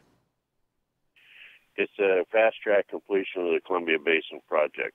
Columbia Basin project. Largest project, yes. And this was for to prepare the land for agriculture? Yeah, it's for agriculture. Also, it's for the communities and stuff. It's tremendous it takes in over 500,000 acres, so that's a lot of acreage, and it will help all the communities, Spokane, Moses Lake, the Tri-Cities. It'll help Washington State and the nation. It's actually an international project when you go to thinking about where all the food goes. It goes to every corner of the world. Right. And so, if this is so viable, Glenn, why has private industry not developed this property, or is it state parks? It's a money issue. You know, it's a several $billion-dollar project. Right. And well, Bill Gates can come over and put his money into it, but then again, you know, it's a deal about leadership, and I know you're a strong proponent against Trump, but you could help force him to go sign these executive orders. You know, bring your talent to the table. We'll do our best. Glenn, thanks a lot for the call, and thanks for the heads up. I was unfamiliar with the Columbia River Project, and I will have to check it out. We'll be back.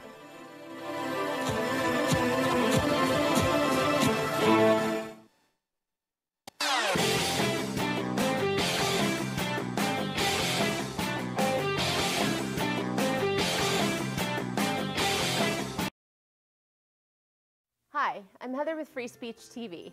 Your support, whether through giving of donations, volunteering, or even spreading the word, has made it possible for the only independent progressive news network to sustain for more than 20 years. Now, you can give to Free Speech TV through the Branch of Gratitude. This program is a sustainable way to give that reduces waste through paper mailing, postage, and staff hours. By choosing to participate in the Branch of Gratitude, you are joining hands with the socially conscious community and sending a message to the world that Free Speech TV is not only here to stay, it is here to thrive. Please call 877-378-8669 or go online to freespeech.org. Make a difference and join the Branch of Gratitude today.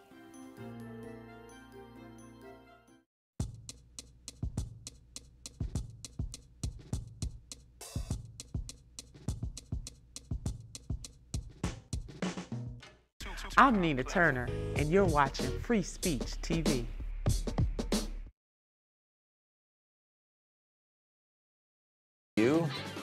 And this is, I mean, this whole Social Security thing, this is amazing. And the fact that it's just functionally not being covered at all is also amazing. Interesting piece in Science Daily. This came from BMJ Today, and I'm sorry, I'm not sure what that is an acronym for, but it's a journal. But in any case, the headline, could sugar be responsible for the obesity and diabetes epidemics? I thought we had kind of already decided that it was, but this is, you know, there's a whole bunch of scientific journals linking back to this issue. And pointing, doctors have long suspected sugar is not simply a source of excess calories, but a fundamental cause of obesity and type 2 diabetes. And that now cost us $1 billion a day to treat. $1 billion a day we are spending treating diseases caused by the fast food industry pouring sugar into, you know, whether it's through sugared drinks or whether it's sugar in the buns or the French fries or God only knows what all. Certainly high fructose corn syrup in the ketchup. I mean, it's just, you can't get away from it, right? And the past decade has seen a renewed interest in the possibility that caloric sweeteners, particularly sugar and high fructose syrups, have major roles in causing obesity and diabetes. And what they're arguing here is that it's not just like extra calories that end up being converted to fat, that particularly the fructose, particularly the high fructose corn syrups, that these are chemicals that our body is not, we did not evolve consuming these. In nature, basically, the only two places that you can get these concentrated sugars are in rotted fruit or super ripe fruit, and even there, you've got lots and lots of fiber along with the sugar, or honey. And there wasn't that much honey consumed by human beings throughout the history of human evolution. And so our bodies didn't evolve to deal with 10, 20, 30, 40, 50 grams of sugar a day. Our bodies evolved to deal with basically no sugar a day, or just the sugar that's found in fruit that is completely balanced appropriately by the fiber that's in the fruit. So anyway, our geeky science for the day. Back to my piece, An Alternate Time to Overthrow the Rulers. I was quoting from both FDR and Eisenhower, and then I get into how in 1972, September of 1972 specifically, Lewis Powell was confirmed by the U.S. Senate to the Supreme Court, and nobody even knew that he had written the Powell memo. It was a year later that Jack Anderson, the investigative reporter, tracked that down and publicized it. In fact, I've got a link to the original article here. And Jack Anderson, wrote about this, that Powell recommended a militant political action program ranging from the courts to the campuses. And the result of this, the 6,000-word rant of Lewis Powell's, is literally today's political landscape. Powell encouraged, before he was on the Supreme Court, and then once he was on the Supreme Court in 1976, made legal the complete capture of our political world by people of great wealth. And people of great wealth on the right saw capturing politics as a great way to increase their wealth. People of great wealth on the left thought, well, things are going okay. We'll just, let's put some money into cancer research or something like that. And so what has happened is that the right-wingers stepped up. They did what Powell said, and they took over our government. I mean, it's a truly breathtaking thing. And this is, by the way, not a new assault on government. I point out that in the early 1880s, there were 6, they were called the California Railroad tax cases. There were 6 cases that came out of California that all went to the U.S. Supreme Court when Morrison Remick Waite was the Chief Justice of the court. And in every single one of these cases was the railroads trying to establish that under the newly passed 14th Amendment, it had been passed about 15 years earlier, that under the new 14th Amendment, that they should have the same rights that human beings had. Delphin Delmas argued against that in the Santa Clara County case. I talked about that last week, or maybe the week before, at some length.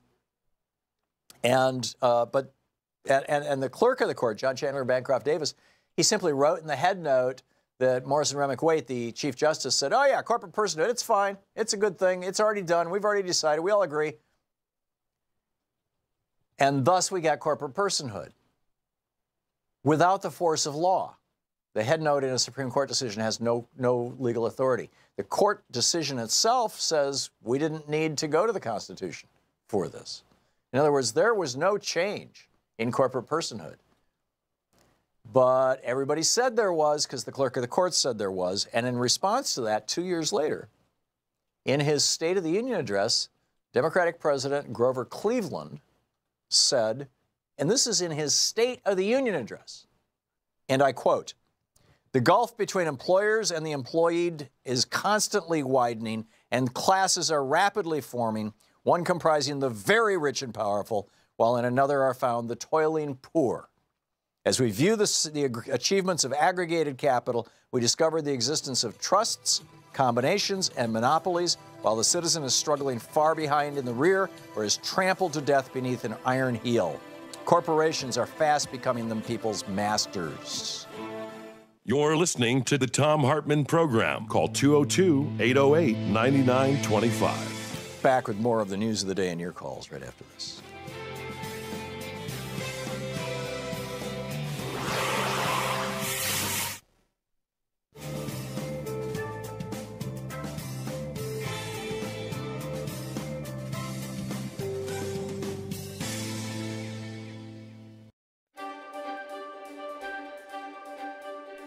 For the Thom Hartmann University Book Club today, we're reading Locked Down, Locked Out, Why Prison Doesn't Work and How We Can Do Better by Maya Chenwar, who is, or was, I believe she still is, the publisher, or the editor, rather, over at truthout.org.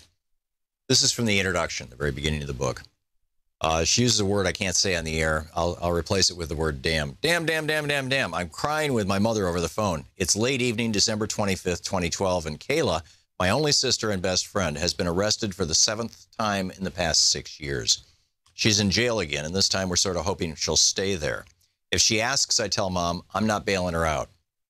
Well, you know, we're not, Mom says, her voice low and far away, a weary echo of words uttered in months and years past. If she's in there, at least she'll be safe. Jail, we agree, may be the only place that can save Kayla's life, staving off her burning dependency on heroin. Neither of us acknowledges that regardless of whether Kayla stays clean while incarcerated, sooner or later she'll be getting out. Do we know what she's in for, I asked Mom. Does it matter? I think of Kayla cuffed and listless, being dragged through the doors of the Cook County Jail, catching the eyes of women she's known before in court, on the street, in juvenile detention, in jail, in prison. I wonder whether a part of her is relieved to be back. Later, when I pick up the phone and hear a robotic voice announce, you have a collect call from the Cook County Jail, press 5 to take the call, I press the hang-up button and get into bed. My attitude toward Kayla's incarceration was born out of desperation. She'd overdosed 3 times within 2 months, passing out on the street, awakening in abandoned buildings or crowded hospitals, her pulse barely ticking. Yet my wish chafed against not only my love for her, but also my politics, my ideals, my sense of justice and truth. After all, I run a social justice-based news organization and have denounced the colossus that is the prison industrial complex for as long as I can remember. For nearly a decade, I've corresponded with a number of people in prison as both interviewees and pen pals, and I've learned much from them about the violence and hopelessness of our system. My understandings of the power structures that create prisons have been guided by the work of people like activist and scholar Angela Davis, a staunch prison abolitionist. How could I reconcile my wholehearted opposition to the prison industrial complex with a desire to see my own sister locked up? When I look back on that time, I can only comprehend it by acknowledging the insidious, persistent role that prison occupied in my mind. It was closely connected to the role it occupies in larger society. Incarceration serves as the default answer to many of the worst social problems plaguing this country. Not because it solves them, but because it buries them. By isolating and disappearing millions of Americans, more than 2.3 million right now, making us the most incarcerated country on the planet, prison conveniently disappears deeply rooted issues that society, or rather those with power in society, would rather not attend to. Prison, writes Angela Davis, performs a feat of magic. As massive numbers of homeless, hungry, unemployed, drug-addicted, illiterate, and mentally ill people vanish behind its walls, the social problems of extreme poverty, homelessness, hunger, unemployment, drug addiction, illiteracy, and mental illness become more ignorable, too. But, as Davis notes, prisons do not disappear problems, they disappear human beings. And the caging and erasure of those human beings, mostly people of color and poor people, perpetuates a cycle in which large groups of people are cut off from mainstream society and denied the freedoms, opportunities, civil dignity, and basic needs that allow them a good life. In many jails and prisons, incarcerated people are tossed into a dank, dungeon-like solitary confinement cell when they are determined to have misbehaved. It's dubbed the hole. Isolated and dark, it shuts out almost all communication with fellow prisoners in the outside. Guards control the terms of confinement and the channels, if any, by which words can travel in and out. The hole presents a stark symbol of the institution of prison in its entirety, which functions on the tenets of disappearance, isolationism, and disposability. The solution to our social problems, the mechanism that's supposed to keep things together, amounts to destruction, the disposal of vast numbers of human beings, the breaking down of families, and the shattering of communities. Prison is tearing society apart. This country's most marginalized communities bear the overwhelming brunt of that devastation, but ultimately we are all caught up in the destruction as the politics of isolation ruptures the human bonds that could otherwise hold together a safer, healthier, and more just society. The behemoth that encompasses the prison is called by many names. The most meaningful ones, I think, are those that convey the pervasiveness of its power, the way it infects the world outside as well as the people within. Scholar and activist Beth Ritchie uses the term prison nation, describing it as, quote, a broad notion of using the arm of the law to control people, especially people who are disadvantaged and come from disadvantaged communities, end quote. That control can take the form of prisons, jails, surveillance, policing, detention, probation, harsh restrictions on child guardianship, the militarization of schools, and other strategies of isolation and disposal, particularly deployed against poor communities of color, especially black communities. Others have used prison nation simply to demonstrate the system's vastness, and infiltrates our culture and fuels our national politics, often in invisible ways. Prison industrial complex, PIC, is another key term. Rachel Herzing of the prison abolitionist group Critical Resistance defines it. And then she goes on through this. It's an extraordinary book. Locked Down, Locked Out by Maya Shen.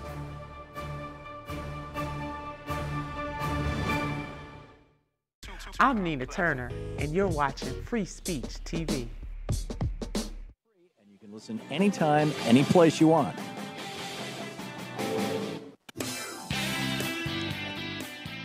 Welcome back. Thom Hartmann here with you. Just a quick note on the flu. Apparently, we've got this H3N2, if my memory serves me right, which is not the normal flu virus and apparently was not included in the vaccine this year.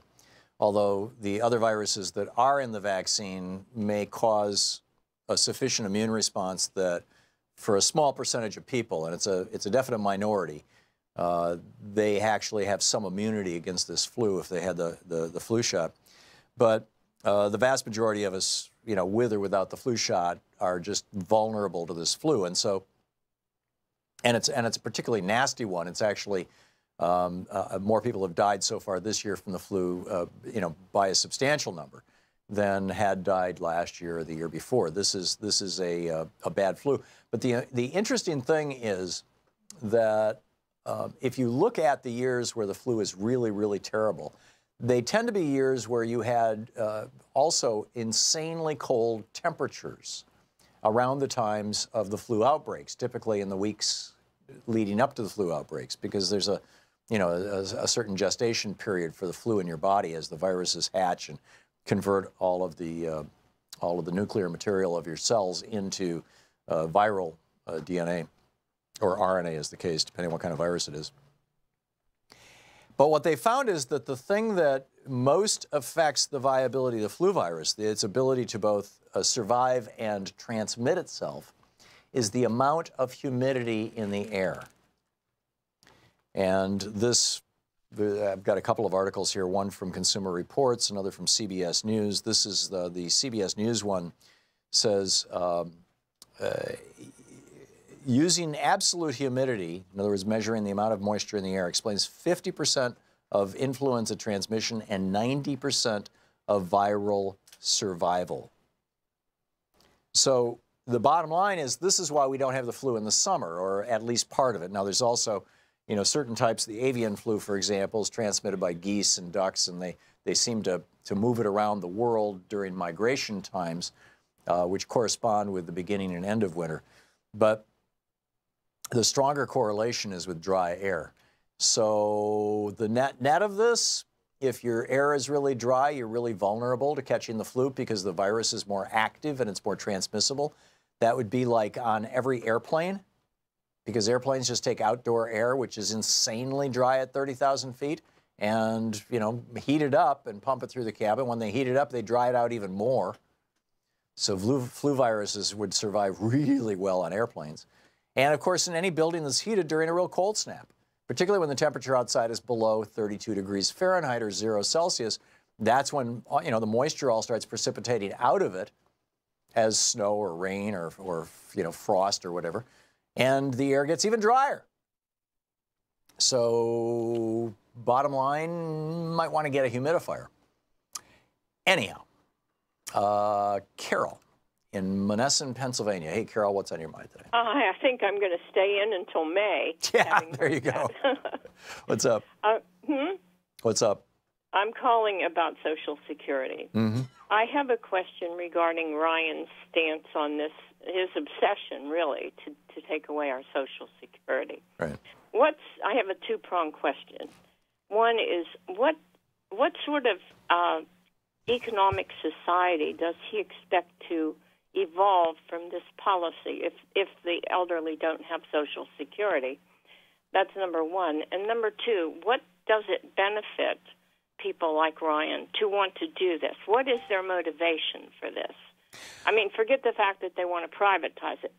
Just taking it away, for example, hating it. Right. I mean, what sort of society do they envision would happen with a lot of these people who, like my husband and I, who are on it? We spend a lot of money. We're homeowners. You know, we've got kids and grandkids, and we spend money on that. And you multiply us by millions that are on Social Security and have that income. What is that going to do to the economy? Those are my questions. Sure. Paul Ryan's libertarian fantasy is that basically everybody should be and is able to pull themselves up by their bootstraps, and if they fail to do so, it's their own personal, individual moral failure for which they personally and individually should suffer. That's it. Now, for that reality, and it sounds really nice to upper middle class white college students, which are the principal people who are buying and reading Ayn Rand's books and subscribing to libertarian philosophy. And Paul Ryan certainly falls into that category. But for that to work, and you can build the logical structure for it, right? You know, but it would require, first of all, everyone to have white male privilege, number one. Number two, it would require everyone to have absolute information about the marketplace, about everything that's going on everywhere, so that they can make informed consumer and political decisions, and which also is not the case. And number three, it would require a level it would require that the starting points all be equalized. That if somebody is born into a white family with that for generations has had education and comfort and family equity, homes and things like that being passed down. The family can help out their kids going to college, those kind of things. That a poor black family must be brought up to that level. Now, Paul Ryan's theory does not accommodate any of those realities. So he's operating off what I think is best called a theology, a religion, a belief system that has no evidence to support it. And so, number one, that's where it's coming from. I mean, this is the sales pitch that Ayn Rand makes in Atlas Shrugged. It's the whole libertarian thing. Now, in terms of your first question, which is what does he get out of it, or maybe it was your second question, what does Paul Ryan get out of it? What he gets out of it is wealth and power. How so? You've got 7 banks on Wall Street that are multi-billion-dollar institutions that if they can get their hands on that $2.67 trillion that's sitting in the Social Security Trust Fund, they will make tens, if not hundreds of billions of dollars in profits, which can be spread among the shareholders and the chief executives, the senior executives of these banks, and can be handed to the politicians who did the work of handing that money over to them. And we see this over and over again. Billy Towson, for example, the Republican congressman from Louisiana, led the floor fight to make it illegal for Medicare to negotiate drug prices from the pharmaceutical companies back when they were doing Medicare Part D. He was such a toady for the pharmaceutical industry, he actually succeeded in getting that done. To this day, Medicare cannot negotiate prices. You've got an individual pill of penicillin may have a 1-pill retail price of $5. When the Army buys 1 million of them, they get them for 20 cents, but retail are $5. And if you're on Medicare, Medicare pays that $5. And Billy Towson, after he got that done, actually got a waiver from Congress so that he could leave Congress 6 months early to go to have his $2 million a year job as the head of PhRMA, the lobbying organization for the pharmaceutical industry. Paul Ryan is looking at the same possibility. If you do the work for them, this is the same thing that the guy who was the number 2 whip, Eric Cantor, when he lost his seat in Virginia, boom, instant multi-million-dollar a year paycheck. So what Paul Ryan is looking at is that if he can hand off $2.5 trillion to the banks, then all he has to do is leave Congress, and the banks will have he will die worth hundreds of millions of dollars and be able to pass that along to his children. That's the bottom line. That's what these guys are all looking at. That's how corrupt our system has become, Carol.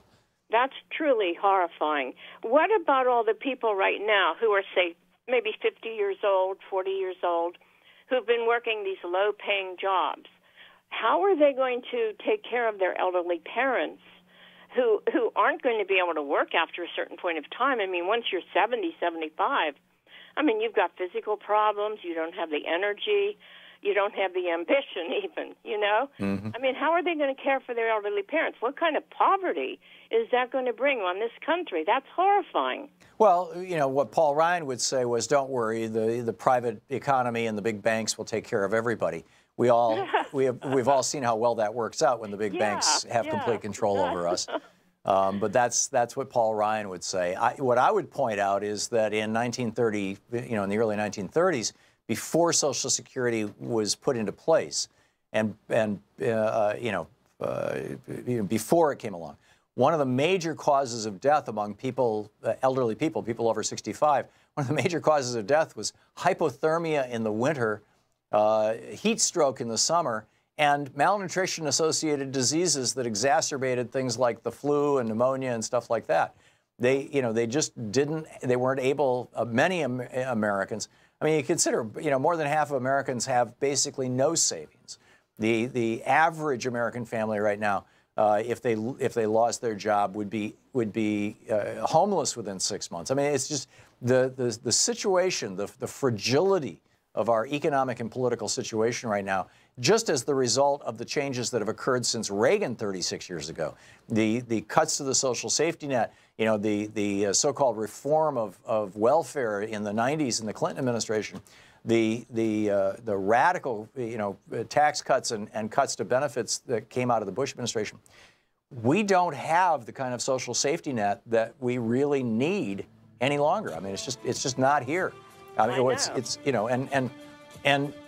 and now that in this last budget they actually put a chained CPI on these programs, or actually it's on our tax increases. What's going to happen is that over time, the taxes of people who make less than $300,000 a year are going to creep up every year because of bracket creep. Carol, thanks a lot for the call. We'll be right back. Listening to Thom Hartmann. Visit ThomHartmann.com for audio and video archives. We'll be back in just a minute with Bob Ney from Talk Media News. Stick around.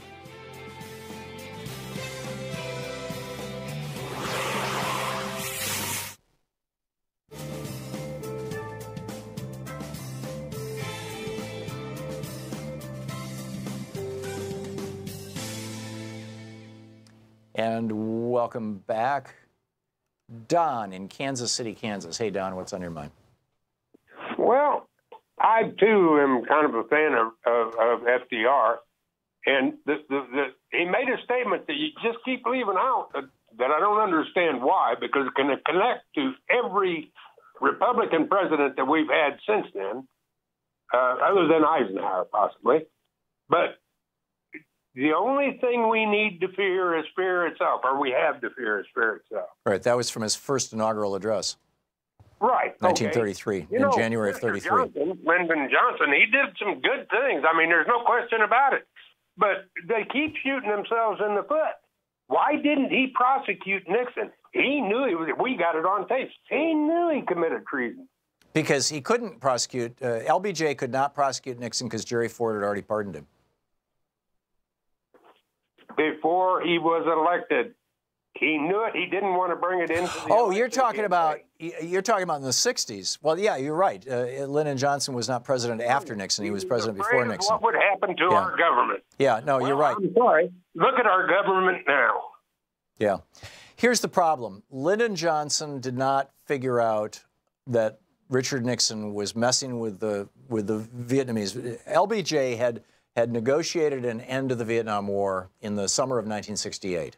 They were going to announce it in October of 68. That would have guaranteed that Hubert Humphrey, the vice president, LBJ's vice president, would become president. Humphrey was running against Nixon in the election of 68. Nixon went to the South Vietnamese and said, hold off, don't do this deal, wait for me and I'll make you rich. That is now a fact, because we've got the audio tape of LBJ telling Everett Dirksen that in late October of 1968. So you're right. Lyndon Johnson was president for 4 years. Lyndon Johnson was president for 3 months, knowing that Richard Nixon had committed treason. He knew this in October of 68. He left office in January of 69. That's when Nixon was sworn in. He was afraid of what would happen to our government. That's right. He was afraid that if the American people learned that the next president had gotten there by treason, that we would have an illegitimate presidency and that would damage our republic, particularly at a time when the Cold War was going on and both Nixon and, well, both LBJ and the rest of the country were afraid that the Soviet Union, we might end up in a nuclear war with the Soviet Union. Boy, that worked out, didn't it? Yeah. Well, we didn't have the nuclear war, but in hindsight is 2020, Don. I agree with you that LBJ should have, whenever Dirksen essentially said to LBJ, "I'm sorry, there's nothing I can do," and then when Richard Nixon called him up a couple days later and said, "Oh, I didn't do this, I would never do this," kind of thing, LBJ recorded those conversations. He should have handed them over to Charles Kuralt or somebody at one of the big networks and said, "Here, run with this." He didn't. He should have. He should have, and look at where we're at now. That didn't work. Yeah. And then we come up to Reagan, and he did the same thing with Iran. Contra. I mean, and I'm pretty sure that they knew about that ahead of time. And even if it was after the fact, why didn't they? And maybe the Congress wasn't there at that point. I don't know, but it seems like to me we had a Democratic Congress and no, with the Iran deal, I don't think even the Republican Party knew that Bill Casey, the guy who ran the Reagan campaign in 1980, that Bill Casey had actually cut that deal with the Iranians. I don't, if they knew, I would be shocked. Don, thanks for the call.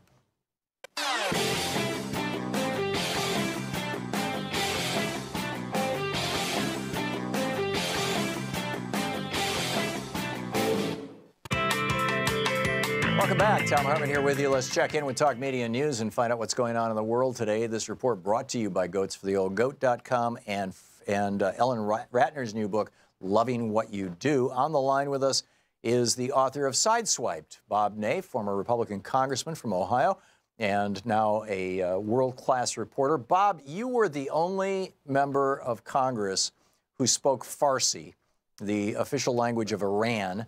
And you were the guy that the Iranians came to and said, "Hey, can we work out a deal with George W. Bush when he was president? We're willing to recognize Israel. We're willing to stop the nuclear program, et cetera." I mean, you really know what's going on in Iran. And in your newsletter today, you had just some really startling information about what's going on in Iran right now. You want to bring us up to speed on this? Sure, Tom. It's a big deal. If you look way back when the ambassador from Switzerland to Tehran personally came to D.C., Karl Rove denied this happened. He had a conversation with me on an encrypted line about this document. He asked, "Is it real?" I said, "Yes, it's real." Vic Snyder, a Democratic member from Arkansas, is all aware of this, and can verify it.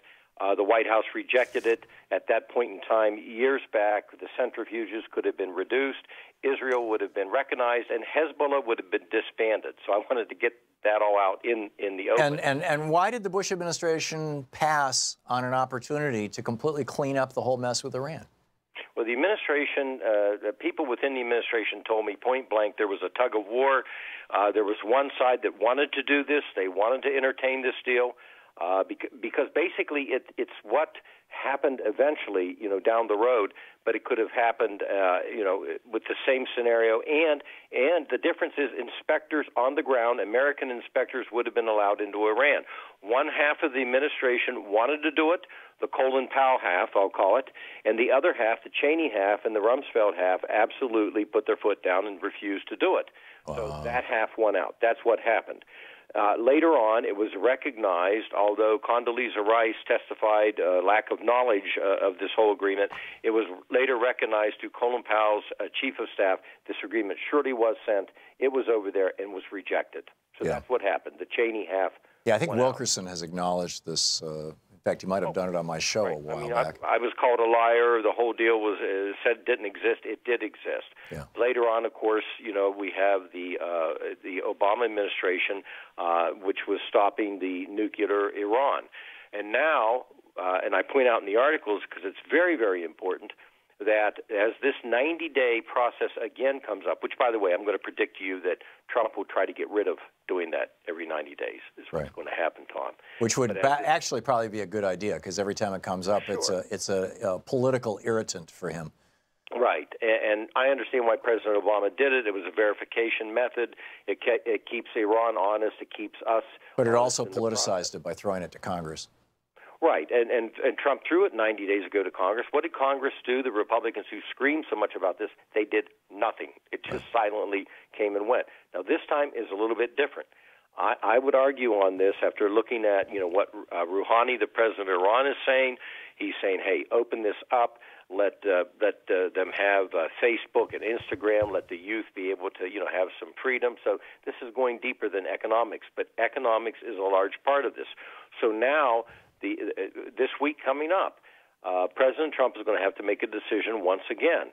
This one is even more critical than 90 days ago because if, in fact, we go down the path of decertifying the deal, we go down the path of increased sanctions, the clerics in Iran who don't want freedom are going to be able to turn around and say, you see, it's not us who are starving you, the Iranians.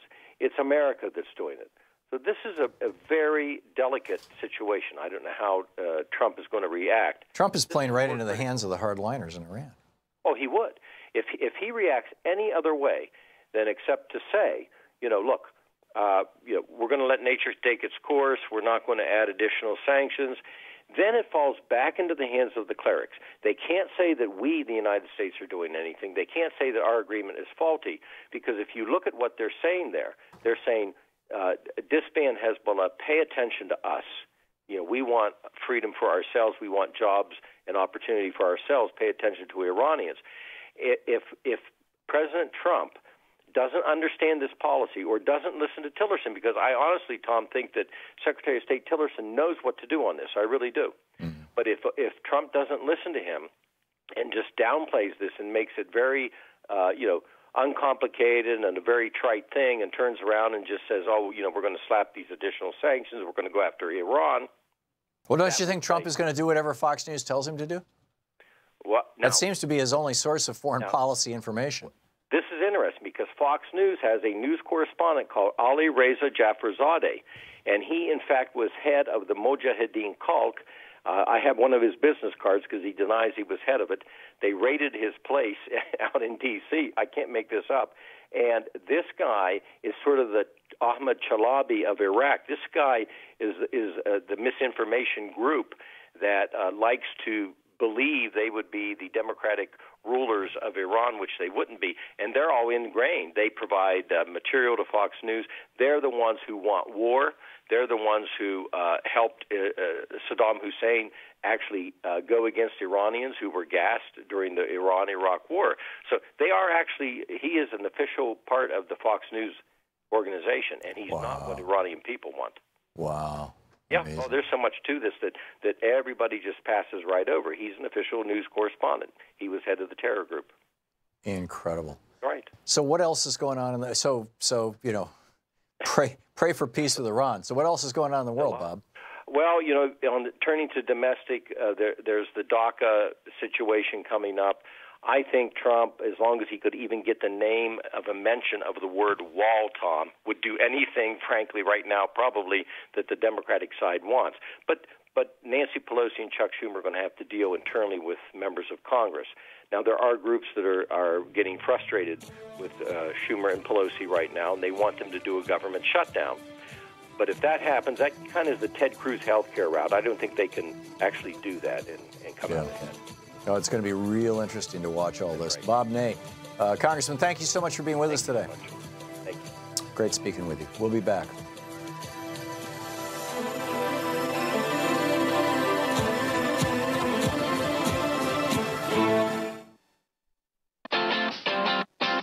You're listening to Thom Hartmann.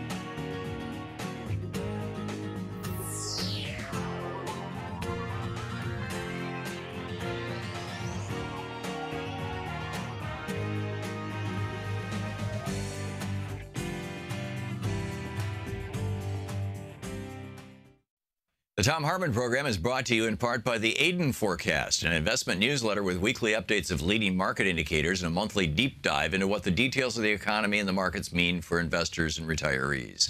On the web at aidenmarkets.com. Wines have some of the highest pesticide levels in our food chain. This hour brought to you by ecowine.com.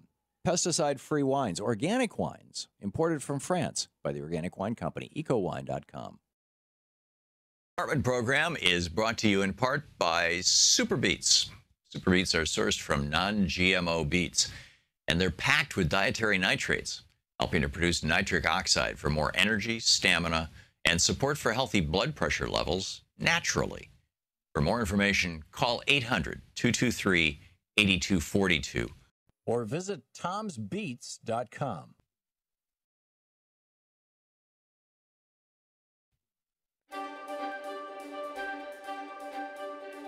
It's the Thom Hartmann University Book Club, and today we're reading from Arundhati Roy's brilliant book, Capitalism, A Ghost Story. This is from the afterword at the very end of the book. Yesterday morning, the police cleared Zuccotti Park, but today the people are back. The police should know that this protest is not a battle for territory. We're not fighting for the right to occupy a park here or there. We're fighting for justice. Justice is not just for the people of the United States, but for everybody. What you've achieved since September 17th, when the Occupy movement began in the United States, is to introduce a new imagination, a new political language into the heart of the empire. You've reintroduced the right to dream into a system that tried to turn everybody into zombies, mesmerized into equating mindless consumerism with happiness and fulfillment. As a writer, let me tell you, this is an immense achievement. I cannot thank you enough.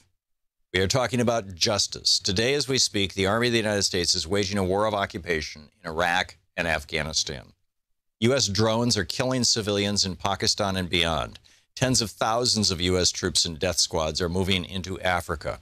If spending trillions of dollars of your money to administer occupations in Iraq and Afghanistan is not enough, a war against Iran is being talked up. Ever since the Great Depression, the manufacture of weapons and the export of war have been key ways in which the United States has stimulated its economy. Just recently, under President Obama, the United States made a $60 billion arms deal with Saudi Arabia. It hopes to sell thousands of bunker busters to the United Arab Emirates. It has sold $5 billion worth of military aircraft to my country, India, my country, which has more poor people than all the poorest countries of Africa put together. All these wars, from the bombing of Hiroshima and Nagasaki to Vietnam, Korea, Latin America, have claimed millions of lives. All of them fought to secure the, quote, American way of life, end quote. Today we know that the American way of life, the model that the rest of the world is meant to aspire toward, has resulted in 400 people owning the wealth of half the population of the United States. It has meant thousands of people being turned out of their homes and jobs while the U.S. government bailed out banks and corporations. American International Group alone was given $182 billion in the bailout. The Indian government worships U.S. economic policy. As a result of 20 years of the free market economy, today 100 of India's richest people own assets equal to 1/4 of the country's GDP, while more than 80% of Indian people live on less than 50 cents a day.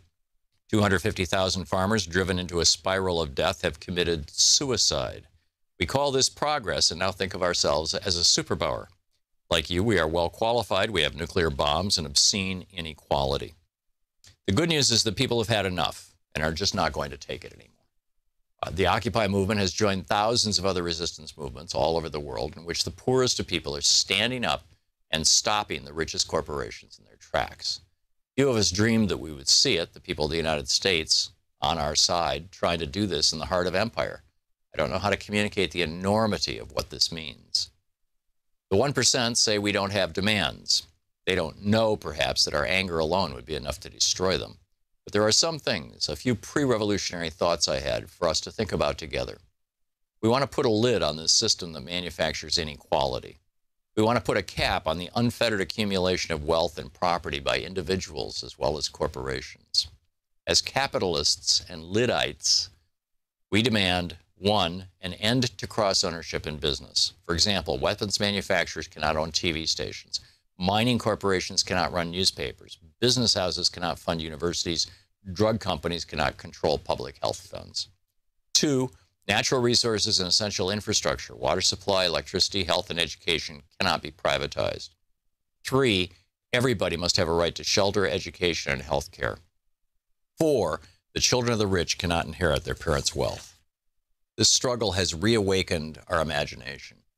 Somewhere along the line, capitalism reduced the idea of justice to mean just human rights. The idea the idea of dreaming of equality became blasphemous. We're not fighting to tinker with reforming a system that needs to be replaced. As a capist and a Lidite, I salute your struggle. Salam and Zimbad Dad. That's the end of the book. This is from the very opening of it, chapter 1. Is it a house or a home, a temple to the new India, or a warehouse for its ghosts? Ever since Antilla arrived in Altamont Road in Mumbai, exuding mystery and a quiet menace, things have not been the same. Here we are, the friend who took me there said. Pay your respects to our new ruler. Antilla belongs to India's richest man, Mukesh Ambani. I'd read about this most expensive dwelling ever built, the 27 floors, 3 helipads, 9 lifts, hanging gardens, ballrooms, weather rooms, gymnasiums, 6 floors of parking, and 600 servants. Nothing had prepared me for the vertical lawn, a soaring 27-story high wall of grass attached to a vast metal grid. The grass was dry in patches, bits have fallen off in neat rectangles, clearly trickle down hadn't worked. But gush up certainly has. That's why in a nation of 1.2 billion, India's 100 richest people own assets equivalent to 1/4 of the GDP. And then Arundhati Roy goes on from there talking about how India is kind of an example of capitalism run amok. Capitalism, a Ghost Story by Arundhati Roy. I'm Nina Turner, and you're watching Free Speech TV.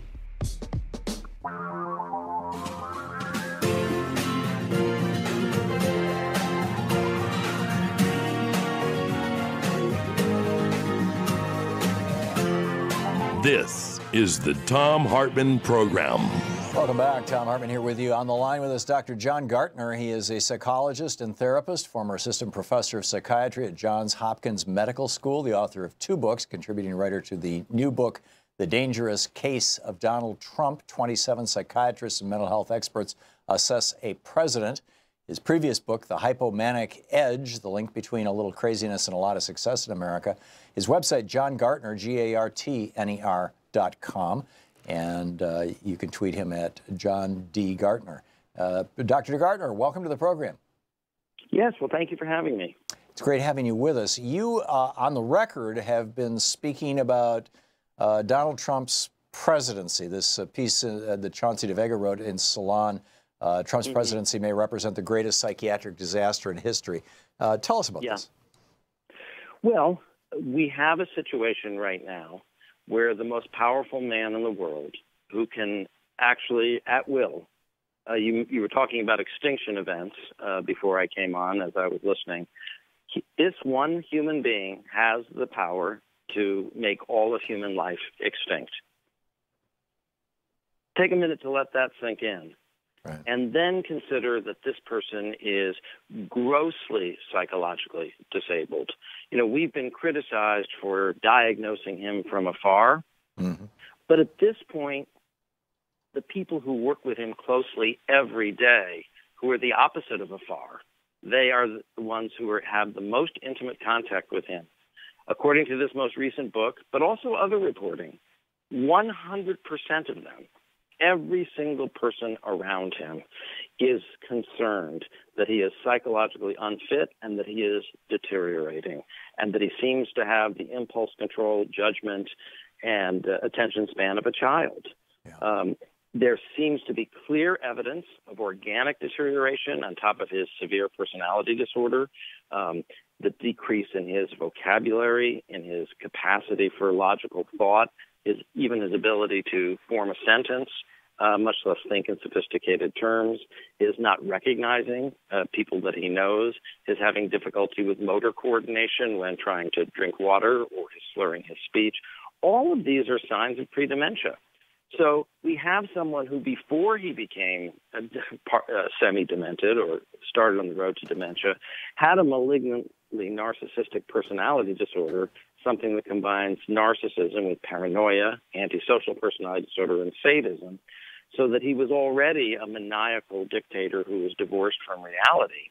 Now he's also losing his cognitive faculties, so that this is someone who is very capable of impulsively and erratically and with poor judgment launching the nuclear codes.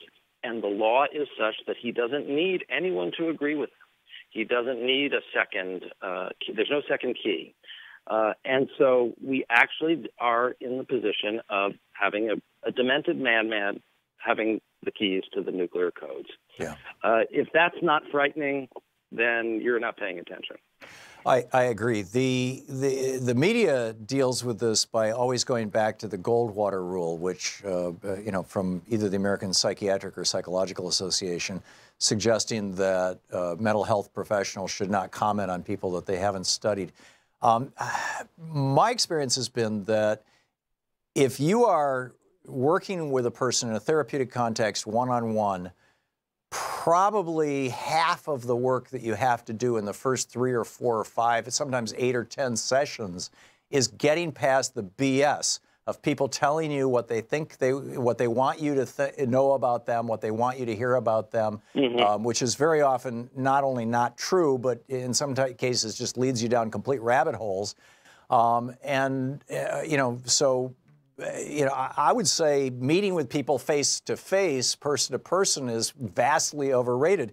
In fact, if you look at some of the, high-profile figures who have been exhaustively biographied, whether it's Thomas Jefferson or whether it's Richard Nixon, you talk to 30, 40, 50 people who work with them day in, day out, who lived with them, who knew them, you're going to get actually a much more accurate picture of their mental state than if you ask them yourselves. Or am I completely off base on this?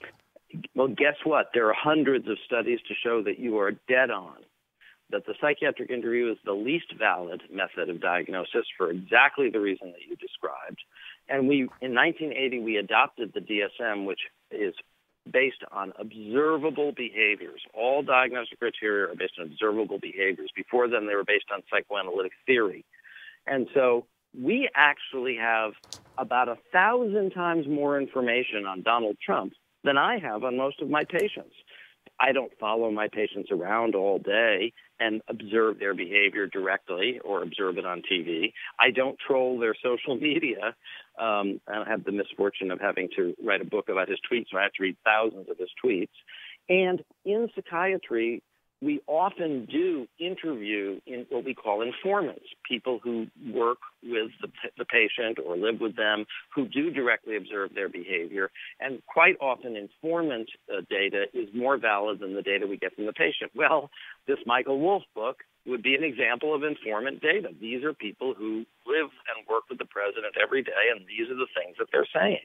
Right. And what they are saying is that they are alarmed. They see him as psychologically unfit. They see him as being like a child. And that every single day in that White House, the issue of have we reached the 25th Amendment criteria yet is a topic of discussion. So, forget the Goldwater rule. At this point, you don't need the Goldwater rule. This is so grossly apparent. It's so he's so grossly disabled that everyone can see it. It's like the emperor has no clothes. Only now, in this situation, if a young child said he's naked, he'd be screamed at and told it was fake news. At least on Fox News. Yeah, at least on Fox News. An old friend of mine, he passed away a few years back, but his name is Armin Lehman, and he was, at the age of 15, he was the person who delivered to Adolf Hitler the news in the bunker that the war was lost, and he stood outside the door and listened to Hitler commit suicide. It was he wrote a book about it. It's called Hitler's Last Courier. Armin pointed out to me that Hitler was a megalomaniac to begin with, but that he really went crazy in the last year of the war, and to the best of Armin's knowledge, when he became addicted to amphetamines and what's the drug you use to quit using heroin? I'm forgetting the name of it, but it's a narcotic. Methadone. Suboxone or? No, it was methadone. Hitler was addicted to methadone and methamphetamine, apparently. And Armin said his hands were trembling in the last days, and he couldn't hold a thought for more than 10 or 12 seconds. And so we've seen where a leader of a very, very powerful military nation starts out mentally unstable, but then is pushed over the edge by the use of drugs. Is there any analogy between that? I realize Hitler analogies are problematic, and we only have 40 seconds here left. But is there any analogy between that and the impact of dementia on somebody who's already mentally ill? Well, absolutely. Dementia makes whatever your personality style or disorder is, it becomes 10 times worse as you enter the pre-dementia phase. So if you were irritable and paranoid and impulsive, you'll be 10 times more irritable and paranoid and impulsive. As your frontal lobes are deteriorating, your judgment, your impulse control, your ability to plan, your ability to sequentially even follow a thought begins to deteriorate. And by the way, the Hitler analogy is not misplaced, because the diagnosis of malignant narcissism was developed by Erich Fromm, who fled the Nazis, to explain Hitler and to explain Stalin and other such malignant dictators. And they all have a tendency to become more crazy and more detached from reality, more grandiose and more paranoid when they gain power. Wow. So gaining power actually causes them to deteriorate. So everyone was hoping he would pivot and become more presidential once he gains power, but we were trying to warn that, psychiatrically speaking, it was much more probable that we would move in the opposite direction. And that's amazing. Exactly Dr. John Gartner, hang on just a second here, sir. This is the Thom Hartmann Program. Sorry, that guy always steps on me. Psychologist, therapist, The Dangerous Case of Donald Trump is the most recent book, johngartner.com. Dr. Gartner, thank you. Thank you.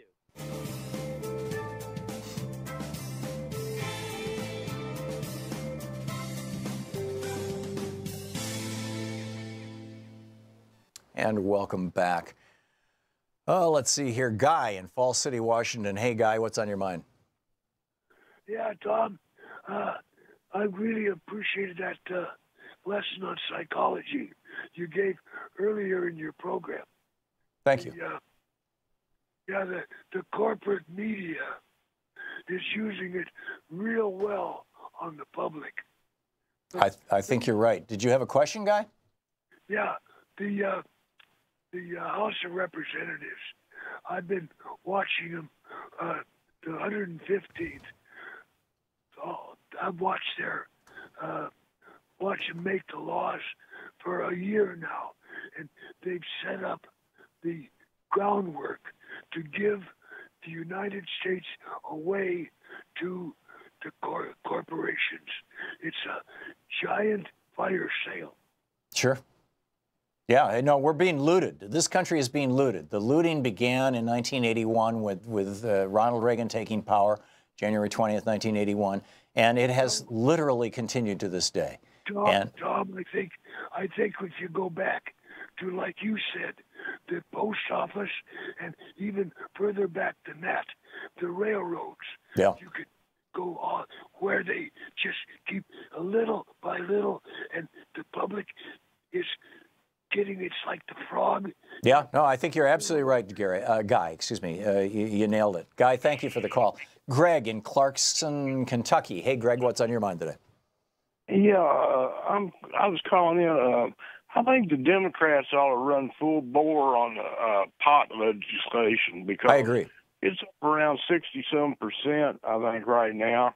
And if it ever gets up to 70-some%, I'm afraid the Republicans they'll decide to hijack it. And I wanted to say one other thing. I think Florida will turn blue because of the Puerto Rican influx coming into the country, and how many people are there. And I don't know how much effect it'll have all over the country, because I know they're moving around.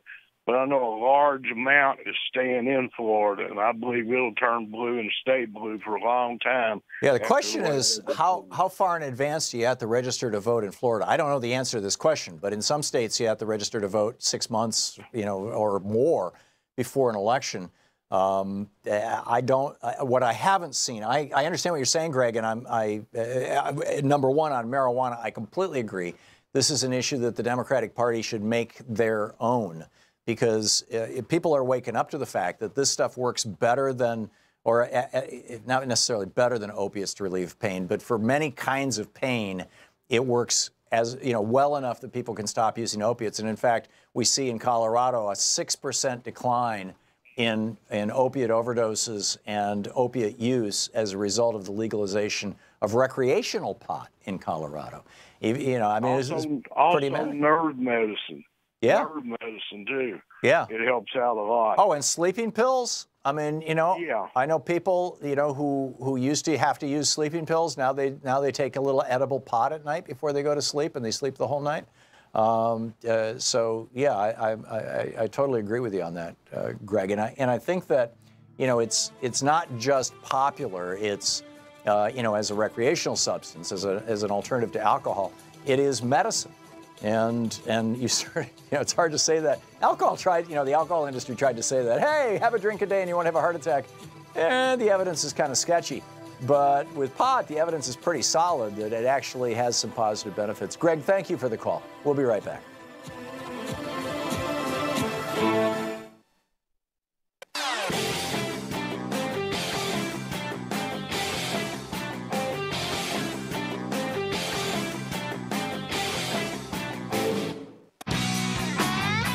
Welcome back. Thom Hartmann here with you.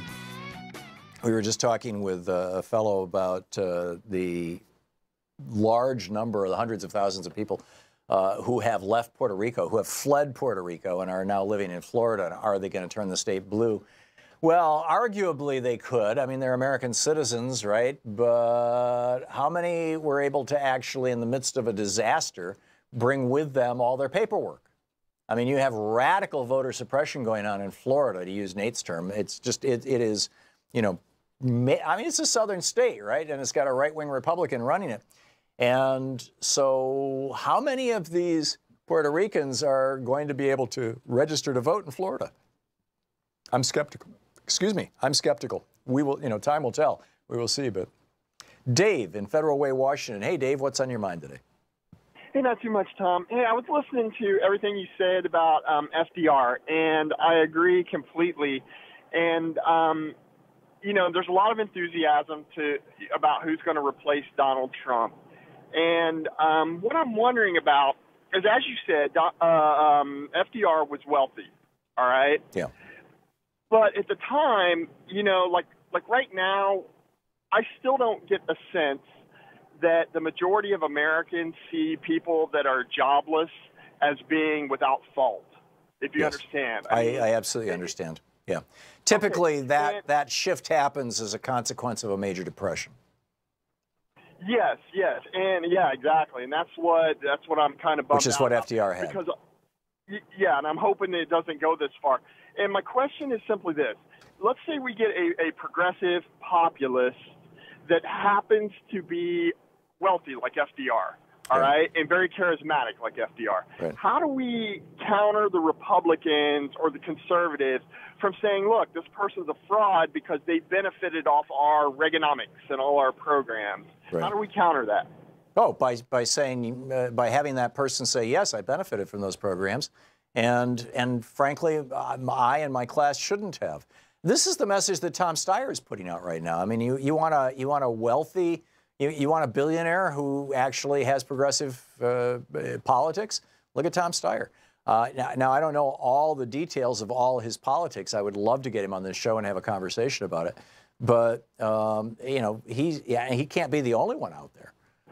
But I mean, there's a buzz in the background right now that people are, there's a certain number of people in the political circles that I was traveling in D.C. anyway when I was there, who are suggesting that Tom Steyer might actually be seriously thinking of running for president in 2020. And if so, I think we should pay careful attention to him. But I don't think that it's like the Republicans are trying to do this right now with Bernie Sanders, right? Oh my God, Bernie and his wife bought a couple $100,000 vacation home on Lake Champlain. Well, yeah, when one of their parents or somebody died and they got an inheritance and they bought a house, big deal. The majority of people in the United States Senate are multimillionaires. I think there's even a couple of billionaires in there. I mean, just, very, very well, or certainly, worth hundreds of millions of dollars. very wealthy people in the United States Senate. The Republicans don't attack them. They go after Bernie like it's some kind of hypocrisy. I'm sorry, that's not hypocrisy. You can do good and do well. You can do both. Dave, thanks for the call. Bill in St. Helens, Oregon. Hey, Bill, what's on your mind? Yeah, hi, Tom. Maybe a little off topic. I've been thinking for a while about patent abuse, and patent abuse is where we give companies 20 years of protection, and unfortunately, too many of them rob us blind, specifically like the medical industry. Yeah, especially with pharmaceuticals. Here's my thinking. When I actually took a look at the Article 1, Section 8, Section 8, I think it is, it says, Congress shall have the right to promote the progress of science, useful arts. What's interesting here is by securing for limited times, capitalized plural. Here's a simple idea. It wouldn't be too hard to calculate what the return on investment, reasonable return on investment should be over 20 years. Really wouldn't. So, if a drug company wants to, say, raise its prices from the original nominal price by a factor of 10, well, we just speed up the patent clock by a factor of 10. Every month that they're charging 10 times the rate, well, that's every month there's now 10 months of patent time gone. Sounds reasonable to me, Tom. That is fascinating, Bill. That is some good, deep thinking. I'm impressed. Because I read Jefferson's letters, and Jefferson was opposed broadly to what he called monopolies in commerce, which is patent and copyright laws. He never patented anything. He never copyrighted anything, and because he simply didn't believe in it. He felt that every idea stands on the shoulders of ideas that preceded it, and everything that's written should be part of the public property, essentially. And although he was not totally opposed to them. First of all, in his first letter to James Madison, of course, the father of the Constitution, they met in Philadelphia in 1787 in the summer, and they wrote the Constitution. And in October, Madison mailed a copy of it to Jefferson, who was in Paris at that time as our U.S. envoy to Paris. And Jefferson, in December, sent him back a letter saying, I like what you did here, quack, quack, quack, and now I will tell you what I do not like.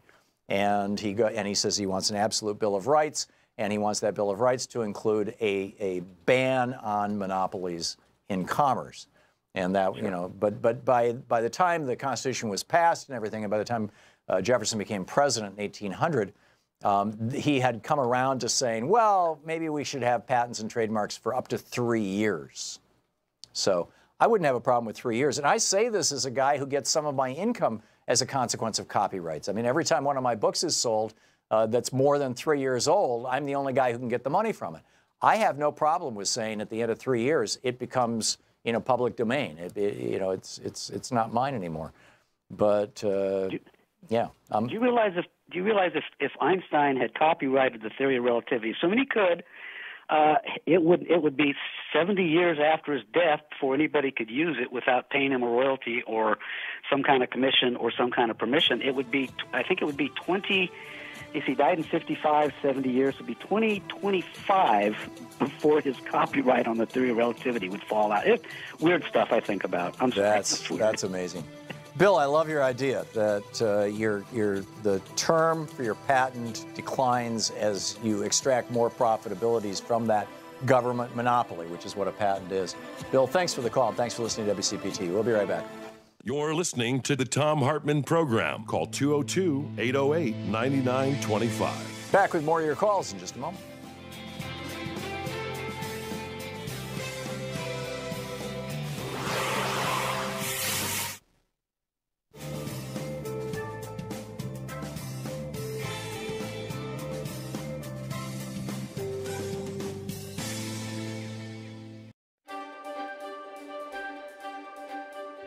The Thom Hartmann University Book Club today, we're reading from League of the Iroquois by Lewis Henry Morgan. This was first published in 1851, the same decade that Charles Darwin published Origin of Species. This was a big deal at the time. And when there were still, Iroquois to be talked with and whatnot. So this is, living the way that they were living. So this is from page 89, Structure of the League. This is just basically how the Iroquois Confederacy was put together in kind of an anthropological perspective. In connection with the power of the tribes to designate the sachems, those are the wise elders, should be noticed the equal power of deposition. If by misconduct a sachem lost the confidence and respect of his tribe and became unworthy of authority, a tribal council at once deposed him. And having selected a successor, summoned a council of the league to perform the ceremony of his investiture. Still further to illustrate the characteristics of the tribes of the Iroquois, some reference to their mode of bestowing names would not be inapt. Soon after the birth of an infant, the near relatives of the same tribe select a name. At the first subsequent council of the nation, the birth and name are publicly announced, together with the name and tribe of the father and the name and tribe of the mother. In each nation, the proper names were so strongly marked by a tribal peculiarity that the tribe of the individual could usually be determined from the name alone. Making as they did a part of their language, they were all significant. When an individual was raised up as a sachem, his original name was laid aside and that of the sachemships was itself assumed. In like manner, at the raising up of a chief, the council of the nation, which performed the ceremony, took away the former name of the incipient chief and assigned him a new one, perhaps like Napoleon's titles, commemorative of the event which led to its bestowment. Thus, when the celebrated Red Jacket was elevated by election to the dignity of a chief, its original name, O Titai Nani I, always ready, was taken from him, and in his place was bestowed Sagoye Wat Ha, keeper awake, in allusion to the powers of his eloquence. Each tribe in the nation thus formed a species of separate community. The members of all were all of consanguinity, and all their relationships are easily traced. In like manner, those of the same tribe in each of the other nations were their consanguinee, and their relationships, near and remote, were also traceable. As two tribes were necessarily joined in each family, there was a perfect diffusion of tribes throughout the nation and throughout the league. So whenever somebody got married, they had to marry somebody from a different tribe. It's remarkable. In this manner, the race of the Iroquois, although consisting of different nations, was blended into one people. The league was in effect established and rested for its stability upon the natural faith of kindred. It now remains to define a tribe of the Haudenosaunee of the Iroquois. From the preceding considerations, it sufficiently appears that it was not, like the Grecian and Roman, a circular group of families. For two tribes were necessarily represented in every family. Neither, like the Jewish, was it constituted of the lineal descendants of a common father. On the contrary, or mother, excuse me. On the contrary, it distinctly involved the idea of descent from a common mother. Nor has it any resemblance to the Scottish clan or the Canton or the Switzer. In the formation of an Iroquois tribe, a portion was taken from many households and bound together by a tribal bond. The wife, her children, and her descendants in the female line would, in perpetuity, be linked to the destinies of her own tribe, while the husband, his brother and sisters, and the descendants of the latter in the female line would, in like manner, be united to another tribe and led by its affiliates, or affinities, excuse me. Herein was a bond of union between the several tribes of the same nation, corresponding in some degree with the cross relationship founded upon consanguinity, which bound together the tribes of the same emblem in the different nations. The Iroquois claimed to have originated the idea of a division of the people into tribes as a means of creating new relationships by which to bind the people more firmly together. It is further asserted by them that they forced or introduced this social organization among the Cherokees, the Chippeways, the Mississaugas, and several other Indian nations with whom in ancient times they were in constant intercourse. The fact that this division of the people of the same nation into tribes does not prevail generally among our Indian races favors the assertion of the Iroquois. On the other hand, the laws of descent, at least of the crown, among the Aztecs, dimly shadows forth the existence of a similar social organization, which may have been reproduced among the Iroquois or preserved through a remote affinity of blood. At all events, it was the life and strength of the Iroquois League. Of the comparative value of these institutions when contrasted with those of civilized country and of their capability of elevating the race, it is not necessary here to inquire. It was the boast of the Iroquois that the great object of their confederacy was peace, to break up the spirit of perpetual warfare which had wasted the red race from age to age. Such an insight into the true end of all legitimate government by those who constructed this tribal league excites as great surprise as admiration. It is the highest and noblest aspect in which human institutions can be viewed, and the thought itself, universal peace among Indian races, possible of attainment, was a ray of intellect from no ordinary mind. To consummate such a purpose, the Iroquois nation were to be concentrated into one political fraternity, in a manner effectively to prevent offshoots and secessions. By its natural growth, this fraternity would accumulate sufficient power, and then they go on by affiliation to merge everything into one common family. A remarkable book written in 1851, League of the Iroquois, Lewis Henry Morgan. I'm Nina Turner, and you're watching Free Speech TV.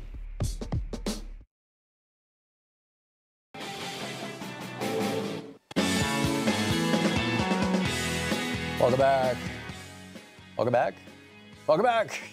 We're here. Matt Gertz is on the line with us, a senior fellow with Media Matters for America, MediaMatters.org, the website, which you hear me constantly referring to on this program. Matt, welcome to the program. Hey, how are you? Great. Great to have you with us. I was just astounded by the article you wrote. I've studied the Trump-Fox feedback loop for months. It's crazier than you think. Number one, the weird idea that a guy who's got an $80 billion intelligence apparatus turns to Fox News for what's true boggles the mind.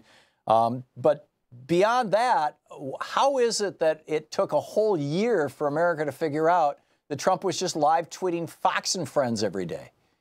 Well, I think that folks have been sort of cued into this for a little bit, but I think I perhaps sort of put the pieces together in a way that is breaking through some of the noise. You know, it's been known for quite some time now that the president loves Fox News. He loves Fox and Friends, the morning show on that network. Well, he was a regular guest on that show for years, wasn't he? For years, yes. Yeah. Before he was running for president, that was sort of the way that he broke through into the conservative base as a political figure, actually. It was going on Fox and Friends, interacting with those hosts and having a platform on a regular basis to be talking about the sort of conservative stories that that base likes to hear about.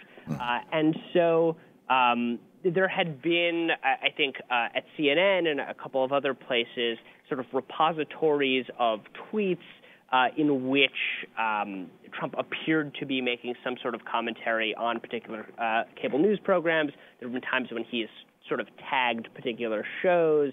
I think what I did and what I think has sort of helped this breakthrough is I've been on a daily basis since October looking at all of Trump's tweets, especially in the morning, trying to match them to Fox programming, seeing if they would match better onto other networks, and pushing it out on Twitter, the same sort of method that he is using to push all of this particular type of madness. And it's happening more often than I think than folks were aware of. And the sort of new reporting that we've seen over the last couple of days about the quote-unquote executive time that the president is taking, sort of hours of time every day booked into his schedule in which he appears to be largely watching the television and sometimes tweeting about it. From 6 a.m. to 11 a.m. now, we're finding he's sitting there and watching Fox News and live tweeting it. How real is this? What kind of frequency is Trump retweeting things from Fox News let me rephrase this. It wouldn't concern me if Fox News was teaching Donald Trump things that were actually true. But, and this is one of the great things that Media Matters has done for so many years now, is point out the actual lies that are coming out of Fox News and other right-wing media literally on a daily basis. How frequently is Donald Trump retweeting, repeating, calling for, arguing for whatever, things that he heard on Fox News that are simply not true? So I think there's sort of two different categories here, right? There are the sort of live tweeting that we're seeing, where he is literally getting up in the morning, going to his television set, turning it on, watching Fox and Friends, watching some other Fox News program, and basically tweeting about what he's seeing. And then there are types of narratives that he's sort of steeped in over the years by virtue of being a regular viewer, to the point where, you know, he's just sort of, he's convinced about these sort of broad topics like there is widespread voter fraud in the United States. Yeah, or carnage in sanctuary cities. What? Exactly, or stop and frisk will, you know, result in hundreds and thousands of New Yorkers getting murdered at a much higher rate. These are sort of the broader conservative myths that he just buys into hook, line, and sinker by virtue of this programming. But this is just it is part of his routine in a way that I think maybe folks were unaware of before this. When you look at something like his vacation. He went on an 11-day vacation to Mar-a-Lago at the end of December, beginning of January, and he was live tweeting Fox on 8 of those 11 days. So it is happening at a high rate, for a long period of time, just sort of spewing this stuff out. You see stuff like, at one point, he on Twitter accused the FBI of paying for the Steele dossier. As part of some this sort of deep state conspiracy against him. That was something that he got directly from Fox and Friends. It was pushed by Andrew Napolitano, the former judge and major conspiracy theorist at that network. But it was not true. But it was not true, yes. And this is just stuff that, the types of fixations that the network has about subjects like uranium-1, this sort of false conspiracy theory that Hillary Clinton had allowed a uranium company to be sold to the Russians because she had received a lot of money in donations from Russian sources, which just doesn't line up in any real way. That is something that Fox spent a ton of time on, and on several occasions I tracked tweets that Trump did about that topic directly to particular segments that had just aired on the network.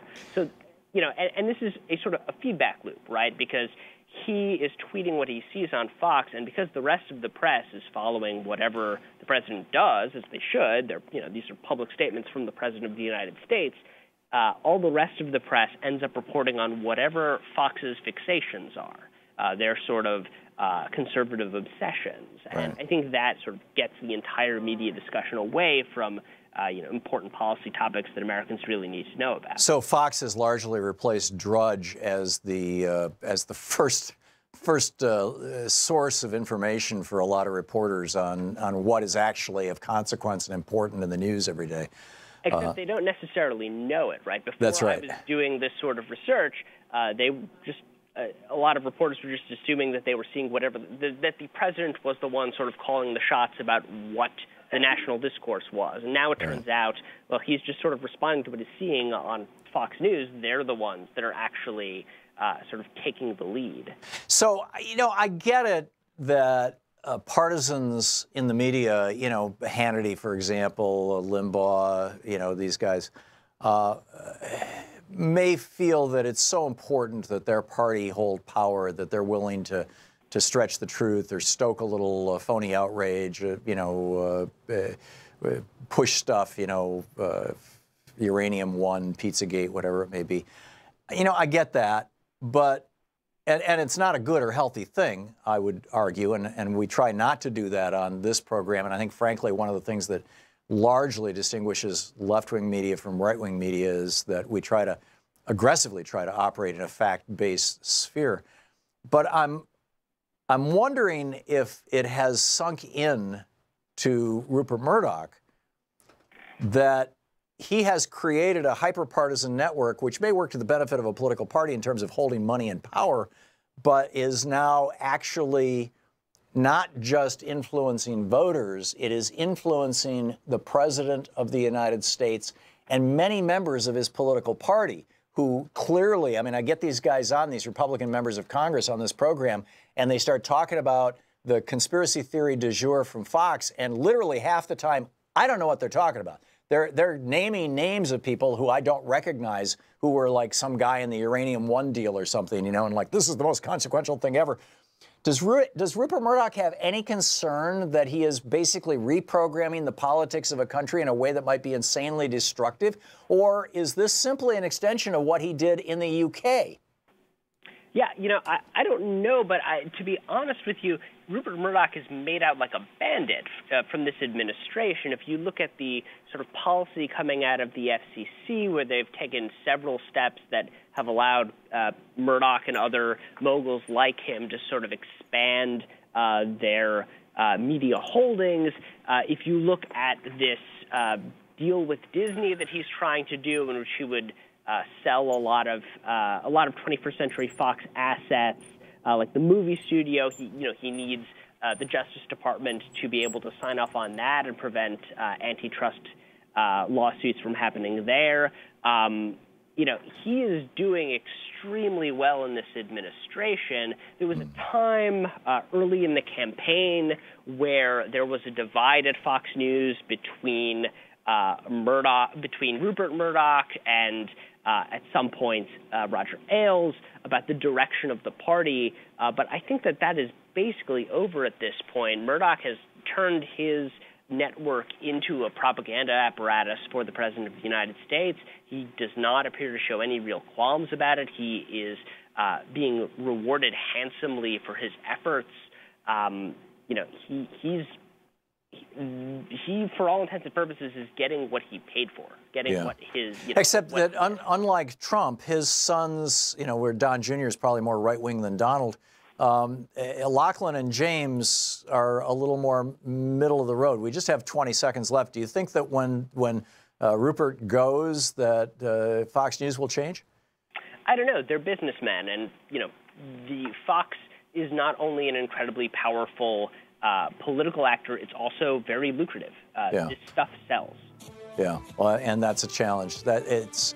When not only have we weaponized BS, but we've turned it into a major profit center, we got a problem here. Matt Gertz, you're doing God's work over there at Media Matters for America.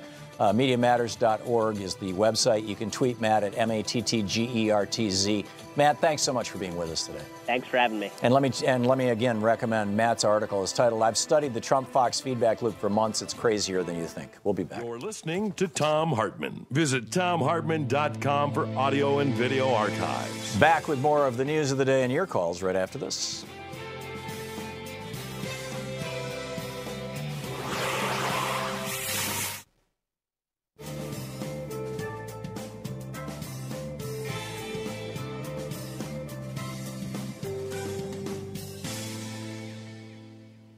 And welcome back. Margaret in Aberdeen, Washington. Hey, Margaret, what's on your mind today? Oh, hey, Tom. Thank you. Professor Tom, I've been enlightened by, the last few topics that you've had from the sexual harassment, Iran, Puerto Rico, but I'm going to leave that to your educated callers in queue because I haven't had time to research them, and I like to do fact-checking. And that's why I love your educator, Greg Palast, because he teaches what a reporter should do. And speaking of education, I feel like Thom Hartmann University should start putting out diplomas for people that walk their talk. And I feel like I'm close to graduating from the Thom Hartmann University. I wish you would call it, like I said, the diploma. Mm-hmm. The education you've given surpasses what I learned, although it was a good education. Mm-hmm. But I am at the point now where I can't spend 3 hours. I have to actually go out. And I've done what I could the last year when we all fell. I did the calling to my senators, the representatives. I've done environmental impact statements. I actually helped stop a train from the North Dakota fracking oil to come to my little town right next to a wildlife refuge. Mm-hmm. And so what I'm saying is I feel like I'm graduating, but I've now got to go out because I discovered what it is. We have to do something. We can't just sit and talk about it. And I wish you would do a weekend show and recap everything you do during the week, because some of us are now going out. Yeah. For what it's worth, Margaret. I still want to educate myself. Oh my Right. God, you've given me. Well, let me give you some resources real quickly, Margaret. We're going to hit a break here in a second. Pardon my interrupting you, but we do every day. Sean and Nate and Arthur and I sit around after the show, and although Nate makes a lot of these decisions on his own, he's a pretty smart guy, and say what were the best rants of the day? Who were the best guests? What was the best information? Nate cuts that stuff up and he puts it up on YouTube. It's when you have 3, 4, or 5 sites. Right, and all of those will be on YouTube if you want to watch them at another time and get it more carefully. We also have podcasts available over at thomhartmann.com, which is the full 3-hour show with no commercials. So just FYI.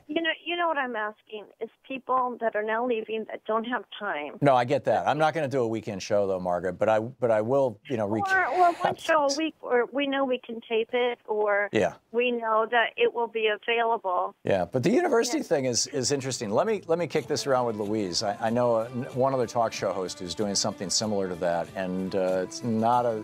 We're ready to go out and do something. We're tired of sitting. Yeah, it's not a total wacky idea. It's a very good idea. Margaret, thank you. Thank you very much. You got my gears turning here. Let me see what I can come up with on this. And thank you for watching Free Speech TV. We'll be right back. It's coming up on 10 minutes before the hour.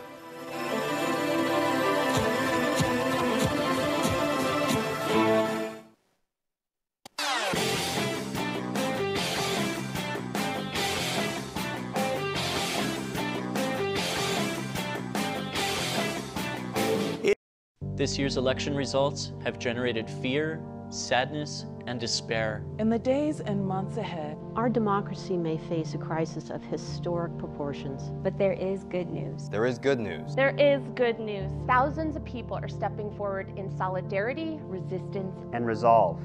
We join them. We join them. We join them in standing with the most vulnerable communities among us. Those most likely to be targeted by new restrictions and policies. We will tell their stories here. Here on Free Speech TV. We will lift their voices here on Free Speech TV. In the difficult times ahead, know that we will be with you 24 hours a day. Every day. You are not alone. You are not alone. You are not alone. There are millions of us. Raising our voices and hearts together as one. We've got your back. We got your back. Free Speech TV's got your back.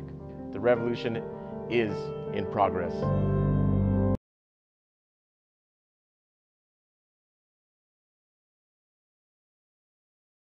Marta in Big Bear Lake, California. Hey, Marta, what's on your mind today? Okay, well, I have a very important question, I think, and it is this the crucial moment for a fundamental transformation of the Democratic Party? Progressives are being accused of having a purity test for the candidates, using a purity test. Right. And that if the candidates are not progressive enough, we're not going to vote for them. But I think that we have to hold their feet to the fire, and we have to get progressive candidates. And the primary is exactly the time to do that. Yeah. Dianne Feinstein is very, very conservative. I met somebody who is going to primary her, who is already doing that, Kevin De Leon, who is in the California Assembly or Senate, I forget. Mm-hmm. And he was speaking at the Young Democrats Club. And I talked to him afterwards, and I asked him, are you going to fight for single payer, which the California Assembly basically kind of threw into the mire, and we're hoping to get it back out. Are you going to fight for single payer, tuition-free college, and ending the wars that accomplish nothing and cutting way back on the military budget or defense budget? He said he is in favor of all those things, plus putting climate change, a Green New Deal. He said he was in favor and he was going to fight for those things. Yeah. But we all know that, politicians, we need to, make sure that this is. Yeah, I don't disagree. But Marta, to your point, I believe that the DNC, the Democratic Party, I mean, there's really several different pieces to this. There's the institution of the DNC itself, which is going through some fairly substantial changes right now. Number one, you've got the base of the Democratic Party, the Democratic voters. They have been energized and excited and horrified, frankly, between the primary and all the issues that were brought up at the primary, and between Bernie and Hillary, and then with the bizarre way that Donald Trump walked in and took the White House. I mean, I think that there's radical change happening, and we need to be speeding it up. We need to facilitate that, and we need to do that by getting inside the Democratic Party and showing up everywhere. And that's just like, that's got to be job one. Marta, I've got to move along, but thank you for the call. Excellent point. Judy in Friendswood, Texas. Hey, Judy, what's on your mind today? Hi, Tom. Thanks for taking my call. Sure. I just need a little bit of feedback from you, if you would, about something that happened last week. I'm sure you're aware of it, when Keith Ellison took a selfie with a Antifa anti-fascist handbook. Offhand, I'm kind of disturbed by that. I don't know if that was really necessary. There's something else out there for Trump to really react to, and that does concern me. I'd like maybe your take on that, and maybe just to kind of clear up to me. I'm confused about it, why it happened, really. And if I'd like your thoughts on that. I think Donald Trump and his friends in the Republican Party are nakedly and openly promoting fascism. And I think it's a good thing that there are people in this country who are opposed to fascism. The extent to which the Antifa movement has been co-opted by anarchists as opposed to purely anti-fascists is something that movement is struggling with and is going to have to continue to struggle with. With regard to Keith Ellison being attacked for, the selfie with the book, I don't see it as any kind of big deal at all. I see that as, another one of these. You have to keep in mind, Fox News and right-wing hate radio, the principal currency that they trade in is outrage, is grievance, particularly faux grievance, particularly, self-righteous grievance. So all this did was, provide them with something that they could use for grievance. And that it very rarely holds any water, and it's just, it just bounces around inside their own little ecosystem. Judy, got to move along, but thank you for the call. Jay in Detroit, Michigan. Hey, Jay, what's on your mind today? Hey, how you doing, Tom? Good. We have less than 30 seconds, though, Jay. Real quick. I'll be quick. The attempt to hijack the Constitution that the Republicans are trying to put forward. Right, with their constitutional convention. States. Yeah, we need to hijack that. I think we need to stop it. I don't think it's hijackable. You don't think it's hijackable? No, it takes 34 states to call one. It takes 38 states to ratify one. They have 32 states right now. The Democrats have what, 16 states, 12 states that are really solidly under control? I don't see any way that the Democrats could hijack a constitutional convention once it gets started. What I want from the Democrats is a more aggressive, tactical solution, and not just them singularly coming on the television and pontificating about. I agree, Jay. I completely agree. I'm sick of that. Yeah, I completely agree. But with regard to the Constitutional Convention, the way that we need to do this is what MoveToAmend.org is doing, and you can read all about it on their website, which is come up with a constitutional amendment that says corporations aren't people and money is not speech. Drive that through the states. Get 34 states to pass that, 38 states to ratify it. It's not technically a constitutional convention. It is a constitutional amendment. And then you would find, and Jay, thank you for the call, even Republicans will be calling to get money out of politics. Seriously. Don't forget, democracy is not a spectator sport. It requires you. Get out there, get active, tag. You're it. We'll see you tomorrow. You've been listening to Thom Hartmann. For audio and video archives, visit thomhartmann.com.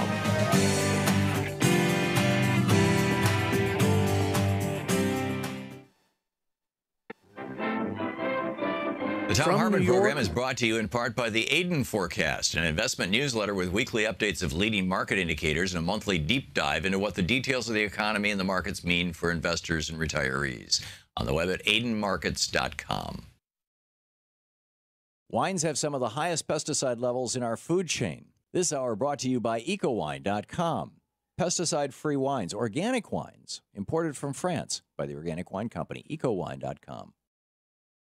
The Hartmann Program is brought to you in part by Super Beets. Super beets are sourced from non-GMO beets, and they're packed with dietary nitrates, helping to produce nitric oxide for more energy, stamina, and support for healthy blood pressure levels naturally. For more information, call 800-223-8242 or visit tomsbeats.com.